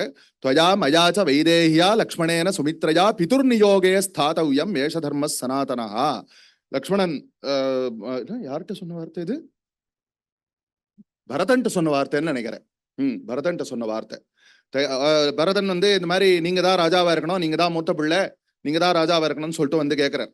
அப்ப ராமர் சொல்றது, அப்பா சொன்ன வார்த்தைப்பா, அப்பா சொன்ன வார்த்தைக்கு கட்டுப்படணும். நம்மளுக்கு பிடிச்சிருக்கு பிடிக்கல, அதுக்கு மேல பல கேள்விகள் வரும். இப்படி சொன்னா எல்லா பசங்களுக்கு எல்லாம் நிறைய கேள்வி வரும். நான் இப்ப அதுக்கு போகல. நான் சொல்ல வர்றது என்னன்னாக்க, எதுவா இருந்தாலும் அடக்கம் அமரருள் உய்க்கும்ங்கிறது நம்ம தமிழ்ல இருக்கக்கூடியதான ஒரு பெரிய அருமையான வார்த்தை. அந்த அடக்கம்ங்கிறத சொல்லி கொடுக்கறது, நீ யார் சொல்றது நான் யார் கேட்கறதுங்கிற பாவனை இல்லாமல், பெரியவங்க நம்மளுக்கு ஒரு விஷயம் சொல்றாங்கன்னா அதுல ஏதோ நம்மளுக்கு ஏதோ ஒரு நல்லது இருக்குமோ இல்லையோ, அவங்க எதுக்கும் எல்லாமே சுயநலத்துக்காக தான் சொல்றாங்கன்னு நினைச்சுக்காமல், அவர் அவ்வளவு தூரம் ராமர் அதை அவ்வளவு தீவிரமா கண்டுபிடிச்சார். வாஸ்தவத்துல அதுல தசரதரே வாயை விட்டு சொல்லல. இன்னும் தோண்டி பார்த்தாக்க உங்க அப்பா சொல்றாருன்னு கைகேயி அம்மா சொன்னாங்க. ஆனா அப்பா சொன்னார்னு வச்சுட்டு இவர் கிளம்பிட்டார். அவ்வளவு தூரம் தீவிரமாக எல்லாராலையும் அந்த அந்த சட்டத்தை இது பண்ண முடியும்னு சொல்ல வரல. ஆனா அவர் எதை சொல்ல வராரு, சில எக்ஸாம்பிள்ஸ் எல்லாம் பாத்தீங்கன்னா எக்ஸ்ட்ரீமா தான் இருக்கும். ஆனா அந்த எக்ஸ்ட்ரீம்ல இருந்து 1% நம்ம வாழ்க்கைக்கு, ஒரு குடும்பம்னு சொன்னா குடும்பத்துக்கு தலைவர்னு யார் இருக்காரோ அவங்களுக்கு ஒரு இது வச்சுட்டு ஒரு முக்கியத்துவத்தை கொடுத்து அவங்களுடைய வழிகாட்டுதலின் பேர்ல எல்லாரும் நடந்துக்கணும்னு வரச்சேதான் அந்த குடும்ப தலைவருக்கு 10 மடங்கு பொறுப்பு ஜாஸ்தி. ஐயோ நான் சொன்னா அவன் செஞ்சிருவான், அதனால நான் பார்த்து சொல்லணும், யோசிச்சு சொல்லணும். அப்போ இதை வந்து அவர் சனாதன தர்மம்னு சொல்றார் ராமர். நீயோ பரதா, நீயோ நானோ நம்ம அம்மாவோ அல்லது லக்ஷ்மணனோ இன்னும் ஆம்படையாளான இவளும் கூட சீதையா இருந்தாலும் கூட நம்ம குடும்பத்துக்கு தலைவர் தசரதர், நம்ம தகப்பனார். அவர் என்ன சொல்றாரோ அதை நாம கடைபிடிக்கணும்பா, இது சனாதன தர்மம்னு ஒரு சின்ன எடுத்துக்காட்டு. இந்த மாதிரி நூற்றுக்கணக்கான வசனங்கள். இது வந்து ஒரு குடும்ப தர்மம், சாமானிய குடும்ப தர்மம். ராஜ குடும்ப தர்மமோ அல்லது இத்தகைய குடும்ப தர்மம் அத்தகைய குடும்ப தர்மம் தனிப்பட சொல்றதுக்கு, ஒரு சாதாரண மனிதனுக்கு இது ஒரு சன்னியாசி தர்மமோ அல்லது ஒரு ஆன்மீக வாழ்க்கைக்கு போறவங்களுடைய தர்மமோ கிடையாது. அடிப்படை மனித வாழ்க்கைக்கான குடும்ப தர்மத்தை அவர் ஏஷ தர்ம சனாதனஹா. அப்படியாக எந்த ஒரு கொள்கையை நாம கடைபிடிக்கிறோமே ஆனால் அது நமக்கும் இன்னைக்கு அது கொஞ்சம் சுகமாக தோணலாம், சுகமாக தோணாமல் போகலாம். ஆனால் நமக்கு நிரந்தரமான சுகத்தையோ நிரந்தரமான மன அமைதியையோ ஒரு சாந்தியையோ கொடுக்கும் அப்படின்னு நம்ம பெரியவங்கள்லாம் நம்மளுக்கு அனுபவிச்சு காட்டி கொடுத்துருக்காங்களோ அதை சனாதன தர்மம்னு சொல்லலாமோன்னு தோன்றது அந்த ஒரு எடுத்துக்காட்டை பார்த்தாக்க. ஒரே நிமிஷம். மாத்ரு தேவோபவ, பித்ரு தேவோபவ, ஆச்சாரிய தேவோபவ, அதி தேவோபவ, தந்தை தாய்ப்பேன். நீங்க என்ன போனாலும் அம்மாவுக்கு அப்பாவுக்கு குருவுக்கு ஆச்சாரியனுக்கு மரியாதை கொடுக்கணும்ன்றதுதான் சனாதன தர்மம். இதுக்கு மேல ஒண்ணுமே கிடையாது. வேதம் சொல்றது சத்தியம் வத தர்மம் சர, 2 வார்த்தை அவ்வளவுதான், முடிஞ்சு போச்சு. அதுக்கப்புறம் பாக்கியெல்லாம் பார்த்துப்போம். உண்மையை பேசு. அது என்ன எல்லாருக்கும் அவங்களுக்கு உண்மை பேசலாம், உண்மை பேசக்கூடாதுன்னு தான் சனாதனம் வழியே இருந்துருக்கு. தர்மம் நல்லத்தை செய் தான் தர்மம். இதுக்கு ஒரு சின்ன விளக்கம் பாருங்க. யாருக்கும் எல்லாருக்கும் பொதுவா சொல்றது நிறைய இருக்கு, அவங்க சொன்ன மாதிரி நிறைய இருக்கு. அதுல மனசுக்கு பதியிற மாதிரி ஒண்ணு இருக்கு, எனக்கு பதிஞ்சத சொல்றேன். சத்தியம் ப்ரூயாத் பிரியம் ப்ரூயாத். சத்தியம் புரியாதுன்னா புரியாதுன்னு சொல்லணும்னு தான். சத்தியத்தை சொல்லு, உண்மையை சொல்லு. பிரியம் புரியாத், பிரியமா சொல்லு, பிரியமான விஷயத்த சொல்லு. சத்தியம் புரியாத் பிரியம் புரியாத். சரி, ஒரு மாத்திரம் செய்யின்னு சொன்ன மாத்திரம் இது செய்யாதுன்னு சொல்லணும். ந ப்ரூயா, சொல்லாத. எத? சத்தியம். சத்தியத்தை சொல்லாத. என்ன இது? ந ப்ரூயாத் சத்தியம் அப்பிரியம். ஒருத்தனுக்கு பிரியமா இல்லைன்னா அவன்கிட்ட போய் உண்மையை பேசுறேன்னு பேசாத. ஒரு சின்ன கதை உண்டு. ஒரு குழந்தை வந்து ஒரு 4-5 பசங்களா சேர்ந்துட்டு ஆமை இருக்குல்ல, ஆமையை போட்டு அடிச்சுட்டு இருந்தான். அது சாகல. இது ஒரு விளையாட்டு தானே எல்லாத்துக்கும். தட்டான் பிடிக்கிறது, இதை அடிக்கிறது, ஓனான் அடிக்கிறது, நாயை அடிக்கிறது, எல்லாம் நமக்கு வேலை தானே. அதே மாதிரி பண்ணிட்டு இருந்தான். அப்போ ஒரு சன்னியாசி போனார் இந்த பக்கம். போன உடனே அவருக்கு மனசுல என்ன போடுறது? சத்தியம் ப்ரூயா, உண்மையை பேசணும் அதுதானே. ஏய் பத்தங்களா இப்படிலாம் போட்டா செத்து போடாது, அதை பெரட்டி போடு. ஏன்னா அதுக்கு மேல ஓடு இருக்கு, அதுக்கு மேல அடிச்சா சாகாது, பெரட்டி போட்டு அடிச்சேன்னா சத்துரும் அப்படின்னாராம். என்ன நடந்ததுங்க? உண்மையை பேசினார் அவர். அதனால அந்த ஒரு ஆமை செத்து போச்சு, ஒரு உயிரை போயிட்டு. அதனாலதான் சத்தியம் நப்ரூயாத் சத்தியம் அப்பிரியம். பிரியம்னா பிரியம் எல்லாத்தையும் பேசாத, கெடுதலை விளைவிக்கணும்னாலும் சத்தியத்தை உண்மையை பேசிடாதீங்க. நப்ரூயாத் சத்தியம் பிரியம். பிரியம் ச, பிரியமா இருந்தா கூட நான்ரதம் ப்ரூயாது, பொய்ய சொல்லாத. ஒருத்தன் ஃபெயில் ஆயிட்டான், அவன்கிட்ட போய் ஏய் நீ பாஸ் பண்ணிட்டாடா அப்படின்னாக்கா பொய் தானே இது, சொல்லாமா? அப்புறம் தெரிஞ்சு போய் அழுவான்.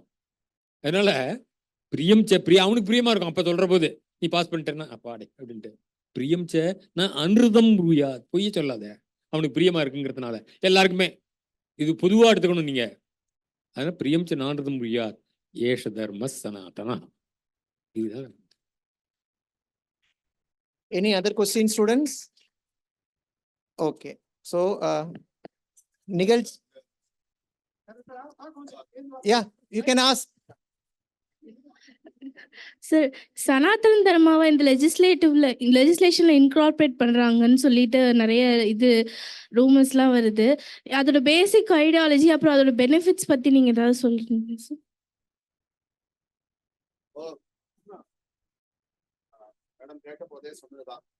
சனாதன தர்மம்ங்கிறது நம்மளுடைய முன்னோர்கள் காட்டி கொடுத்ததான அனைவருக்கும் நல்லது செய்யக்கூடியதான ஒரு வாழ்க்கை முறை. என்னென்ன கடைபிடிச்சா குடும்பம் நல்லா இருக்கும். ஐயா சொன்னார், ஒருத்தன் சத்தியமா பேசணும் அப்படின்னா அந்த சத்தியத்தை எப்படி பேசணும், எதை சத்தியமா பேசணும், எப்ப சத்தியமா பேசணுங்கிறதுக்கு ஒரு விவஸ்தை இருக்கு. இது இந்த தேசத்திலேயோ இன்ன காலத்திலேயோ இது இப்பதான் செல்லுபடி ஆகுங்கிறது கிடையாது. சனாதனம் அப்படின்னு சொன்னா எப்பொழுதும் சாஸ்வதமாக இது valid, it is ever valid. ரொம்ப இந்த மாதிரி வார்த்தைகள்லாம் ரொம்ப நியாயப்படி டிரான்ஸ்லேஷன்லாம் ரொம்ப தப்பு. அதாவது தப்புனா என்ன, அவ்வளவுதான் அர்த்தம் நினைச்சுருவாங்க. சனாதனம்ங்கிற வார்த்தையினுடைய எட்டிமாலஜிக்கல் டெரிவேஷன் அப்படின்னு பாத்தீங்கன்னா எப்பொழுதுக்கும் உண்டானது, எப்பொழுதுக்கும் எங்கேக்கும் உண்டானதுங்கிறது அந்த வார்த்தையினுடைய நேரடி அர்த்தம். இப்ப ஐயா சொன்னதான அந்த ஒரு கொள்கை பாத்தீங்கன்னாக்க சத்தியத்தை எப்படி பேசணும், எவ்வளவு பேசணும்ங்கிறதான கொள்கையானது இந்த உலகத்துல இந்த தேசத்தவங்களுக்கு சரியா இருக்கும் அல்லது இந்த சமுதாயத்தவங்களுக்கு சரியா இருக்கும்னு ஏதாவது சொல்ல முடியுமா? அப்படி கிடையாது. அதனால லீகலா என்ன முயற்சிகள் அங்க நடக்குது என்ன எது தெரியல. லாங்கிறது நான் ஒன்று புரிஞ்சுட்டு இருக்கேன். I am not a lawyer. Law ஸ்டூடெண்ட்ஸ்லாம் இருக்கீங்க, நான் பேசுறதுக்கு எனக்கு தகுதி இருக்கா தெரியல. ஆனா நான் புரிஞ்சுட்டு இருக்கிறது, law is what we make it. நம்ம தாங்க லா பண்றோம், நம்மளோட ரெப்ரசன்டேட்டிவ்ஸ் தான் அங்க இருக்காங்கன்னு நான் புரிஞ்சுட்டு இருக்கேன். நான் ஓட்டு போட போறேன் இன்னும் 2 மாசத்துலன்னு சொன்னா அடுத்த மாசத்துல போட போறேன்னா என்னுடைய ரெப்ரசன்டேட்டிவாக மக்களுடைய கருத்துக்களை பிரதிபலிக்கிறதுக்காக அவங்க லா எனாக்ட் பண்ணணும் நான் புரிஞ்சுட்டு இருக்கேன். அது தப்பா இருக்கலாம், தப்பா இருக்காதுன்னு ஆசைப்படுறேன். ஆனா நாம புரிதலை முதல்ல புரிஞ்சுக்கணும். சரியா பண்ணி சனாதன தர்மம்னா என்னன்னு அவங்க சொல்றது, சனாதன தர்மம்னா என்னன்னு சனாதன தர்மத்தை கடைபிடிக்கக்கூடிய பெரியோர்கள் சொல்றதை கேட்டு தெரிஞ்சுக்கிட்டு நாம அதை சனாதன தர்மம்னா இதுதாங்க அப்படிங்கறத நாம புரிஞ்சுக்கிட்டு இதன்படி நீங்க லா எனாக்ட் பண்ண. லாங்கிறது யாருக்காக இருக்குங்க? நமக்காக, உங்களுக்காக, எனக்காக தான் இந்த லா இருக்குது. நம்மளாம் இந்த பாரத தேசத்தினுடைய பிரஜைகள்னு சொன்னா நம்மளுடைய வாழ்க்கை, நம்ம அனைவருடைய வாழ்க்கை, இன்னும் வெளியில இருக்க எத்தனை பேர் இருக்காங்களோ இந்த பாரத தேசத்துல 100 லட்சம் கோடி மக்கள் அனைவருடைய வாழ்க்கையும் ஒரு சீரா கொண்டு போறதுக்காக லா இருக்குன்னு நான் புரிஞ்சுட்டு இருக்கேன். அப்போ நாம சனாதன தர்மங்கிறது என்னங்கிறத நாம தெளிவா புரிஞ்சுக்கிட்டோம்னாக்க அதை உருப்படியா லால ரிஃப்ளெக்ட் ஆகுதா இல்லையான்னு உங்களை போல இருக்கிற லா ஸ்டூடெண்ட்ஸ் எல்லாம் அந்த லா எக்ஸாமின் பண்ணி, நாங்க ஏதோ எங்க தர்மசாஸ்திரம் அது இதுன்னு நாங்க எக்ஸாமின் பண்றோம்னா எங்களுக்கு அதுல எக்ஸ்பர்டீஸ். இன்னைக்கு இருக்கக்கூடிய லால உங்களை போல இருக்கக்கூடிய ஸ்டூடெண்ட்ஸ் எல்லாம் எக்ஸாமின் பண்ணி இது உருப்படியா நம்மளுடைய உண்மையான நம்ம பெரியோர்கள் நமக்கு சொல்லி கொடுத்ததான ஒரு சனாதன தர்மத்தை உருப்படியா ரிஃப்ளெக்ட் பண்ணுதா இல்லையான்னு உங்களை போல இருக்கிறவங்க தான் இது பண்ணி மேற்கொண்டு நீங்க லா மேக்கர்ஸ் ஆகி நம்ம பாரத தேசத்தினுடைய ஒரு கான்ஸ்டிடியூஷனை அதன்படி நம்ம இது எல்லாருக்கும் நன்மை பண்ணணுங்கிற ஒரே நோக்கத்தோட நம்ம முன்னோர்கள் நம்ம சனாதன தர்மத்தை வழிமடுத்தி கொடுத்துருக்காங்கம்மா. யாரும் எந்த ஒரு குறிப்பிட்ட சாராருக்கும் ஒரு குறிப்பிட்ட உறுப்பினர்களுக்கு இவாளுக்கு மாத்திரம் அதை வந்து நல்லது பண்ணி கொடுக்கணுங்கிற எண்ணத்துக்காக பண்ணல. அத்தனை பேரும் விஸ்வம் பவத் ஏக நீடம். ஒரு கூட்டுக்குள்ளார இந்த முட்டைகள்லாம் எவ்வளவு கிட்டக்க இருக்கும். ஒரு குஞ்சு ஒரு கூட்டுக்குள்ள இருக்கிற குஞ்சுகள்லாம் எவ்வளவு கிட்டக்க இருக்கும். அதனுடைய தாய் பறவை வந்து அதுக்கு அந்த இதை ஊட்டும், இரையை ஊட்டும். அந்த கூட்டுக்குள்ள இருக்கிற பறவைகள் எவ்வளவுக்கு எவ்வளவு இருக்கோமோ அது போல நம்ம இந்த உலகத்துல இத்தனை கோடி மக்கள் இருக்கோம். அப்ப நம்மளுக்கு அனைவருக்கும் நல்லது செய்யணுங்கிற ஒரே நோக்கத்துக்காக நம்ம முன்னோர்கள் காட்டி கொடுத்ததான சனாதன தர்மத்தை உங்களை போல இருக்கக்கூடிய இளைய தலைமுறைகள்லாம் நீங்கள்லாம் வந்து அதை நல்லா கத்துக்கிட்டு புரிஞ்சுக்கிட்டு நம்ம மூல நூல்களை நீங்க எடுத்து பாருங்க. யாரோ டிரான்ஸ்லேட் பண்ணாங்க என்ன ஏது யாரோ சொன்னாங்கிறத காட்டிலும் சொல்றது கேட்டுப்போம். ஆனா நீங்க எடுத்து பாருங்க, அதுல உண்மையா என்ன கருத்துக்கள் சொல்லப்பட்டிருக்குன்னு அதை யார் பின்பற்றுகிறார்களோ அப்படிப்பட்ட பெரியவர்களிடத்துல அணுகி தெரிஞ்சுக்க வேண்டியது தர்மங்கிறது, வித்யைங்கிறது. அணுகி யார் யதாதே தத்ரவர்த்தேரன்னு ததா தத்ர அவர் பெரியவர்கள் எப்படி நடந்துக்கிறாங்கிறத பார்த்து நம்ம இந்த நூல்களை புரிஞ்சுக்கணும். இந்த நூல்கள் எப்படி இருக்கு, நம்மளுடைய புத்தியில ஏதோ திருக்குமசா நமக்கு ஏதாவது தோணும். பெரியவர்கள் அதை எப்படி அண்டர்ஸ்டாண்ட் பண்ணி இன்டர்பிரேட் பண்ணி நடந்துக்கிறாங்க அப்படிங்கிறத பார்த்து நம்ம நூல்களுடைய சரியான புரிதலை நம்ம இது பண்ணிட்டோம்னா உங்களை போல இருக்கக்கூடிய அடுத்த தலைமுறை லா மேக்கர்ஸ்லாம் நல்லபடியாக நம்ம லா இந்தியன் லா வந்து நம்ம சனாதன தர்மத்துக்கு ஒரு இதுவாக இருக்கக்கூடிய சனாதன தர்மத்தை சரியான முறையில் பிரதிபலிக்கக்கூடியதான லாவாக உங்களை போல இருக்கக்கூடிய அடுத்த தலைமுறை மக்கள் கொண்டு வரணும்னு நான் ஆசைப்படுறேன். Thank you sir. Very good.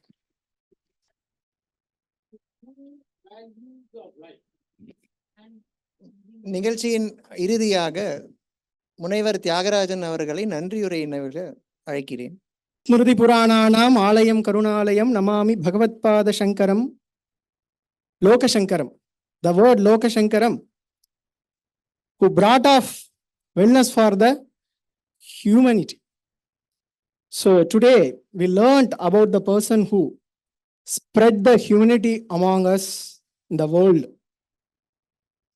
Another saying is there, Bharatasya pratishtedve samskritam samskritisthata. இன்னைக்கு பாரதம்னு ஒன்று இருக்கு அப்படிங்கிறதுக்கு சம்ஸ்கிருதம் கலாச்சாரம் பண்பாடு அப்படிங்கிறது தான் இம்பார்ட்டன்ட் அப்படிங்கிறதாக ஒரு சொலவடை உண்டு. அதுக்கு முக்கியமான காரணமா இருக்கக்கூடிய ஆதிசங்கர பகவத் பாதாள பத்தி தான் இன்னைக்கு நம்ம வந்து தெரிஞ்சுட்டு இருக்கோம். பகவத் பாதாள பத்தி தெரிஞ்சுக்கிறது பகவத் பாதாள படிச்சவா மூலமா தெரிஞ்சுக்கிட்டது தான் இன்னும் விசேஷம். அங்க அவளை பத்தி தெரிஞ்சுக்கிறதுனா overview. I know about Adishankara, but they studied Adishankara, whatever the advices, whatever the things given by him to the world. அதனால இந்த 3 எமினன்ட் ஸ்காலர் சாஸ்திர சர்ச்சைகள்ல நாங்க நிறைய பார்த்திருக்கோம். இது மாதிரி விஷயங்களை பொதுவான ஒரு மேடையில பேசுறது எங்களுக்கும் ஒரு பாக்கியமா இருந்தது.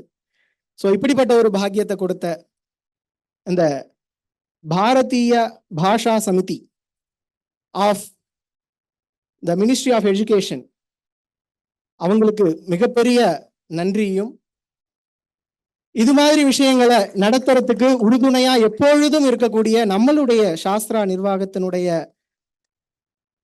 குலபதி குலாதிபதி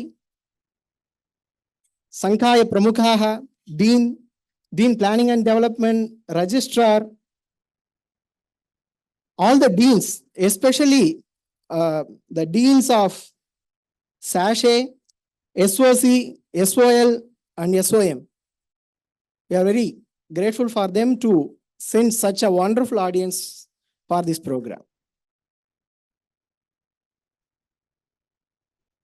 இப்படிப்பட்ட ஒரு நல்ல ஒரு ப்ரோக்ராமை இங்க நம்மளுடைய சாஸ்திரா டீம்டு டு பி யூனிவர்சிட்டியில நல்லபடியா நடத்துறதுக்கு முக்கிய காரணமா இருந்த இந்த ப்ரோக்ராமினுடைய இந்த நிகழ்வினுடைய ஒருங்கிணைப்பாளர் எங்க துறை தலைவர் ப்ரொஃபசர் எஸ் வேணுகோபாலன் அவர்களுக்கும், இதை நல்ல முறையில தொகுத்து கொடுத்த டாக்டர் எஸ் பத்ரிநாத் அவருக்கும், இந்த ப்ரோக்ராம ரெக்கார்டிங்கா இருக்கட்டும், இது போன்ற பிரசன்டேஷனா இருக்கட்டும், இது எல்லாத்தையும் நமக்கு நல்ல முறையில வழங்கிய ஐடி டிபார்ட்மெண்ட் ஆஃப் சாஸ்திரா அவங்களுக்கும், நேரடியாகவும் மறைமுகமாகவும் இந்த நல்லதொரு காரியக்கிரமத்துல பங்கேற்று நல்ல வெற்றிகரமா முடிவுக்கு உதவிய எல்லோருக்கும் எங்களது மனமார்ந்த நன்றியை தெரிவித்துக் கொள்கிறோம். முக்கியமா நமக்கு அந்த ரெஃப்ரெஷ்மெண்ட் ரொம்ப நல்லா இருந்திருக்கும்னு நினைக்கிறேன். அதை வழங்கிய அந்த எஃப்எம் அவர்களுக்கும் நன்றியை தெரிவித்துக் கொள்கிறோம். சர்வே பவந்து சுகினஹ सर्वे सन्तु निरामयाः, सर्वे भद्राणि पश्यन्तु, मा कश्चित् दुःखभाग् भवेत्। ओम शांति शांति शांति। श्रेयो भूयात्। धन्यवाद।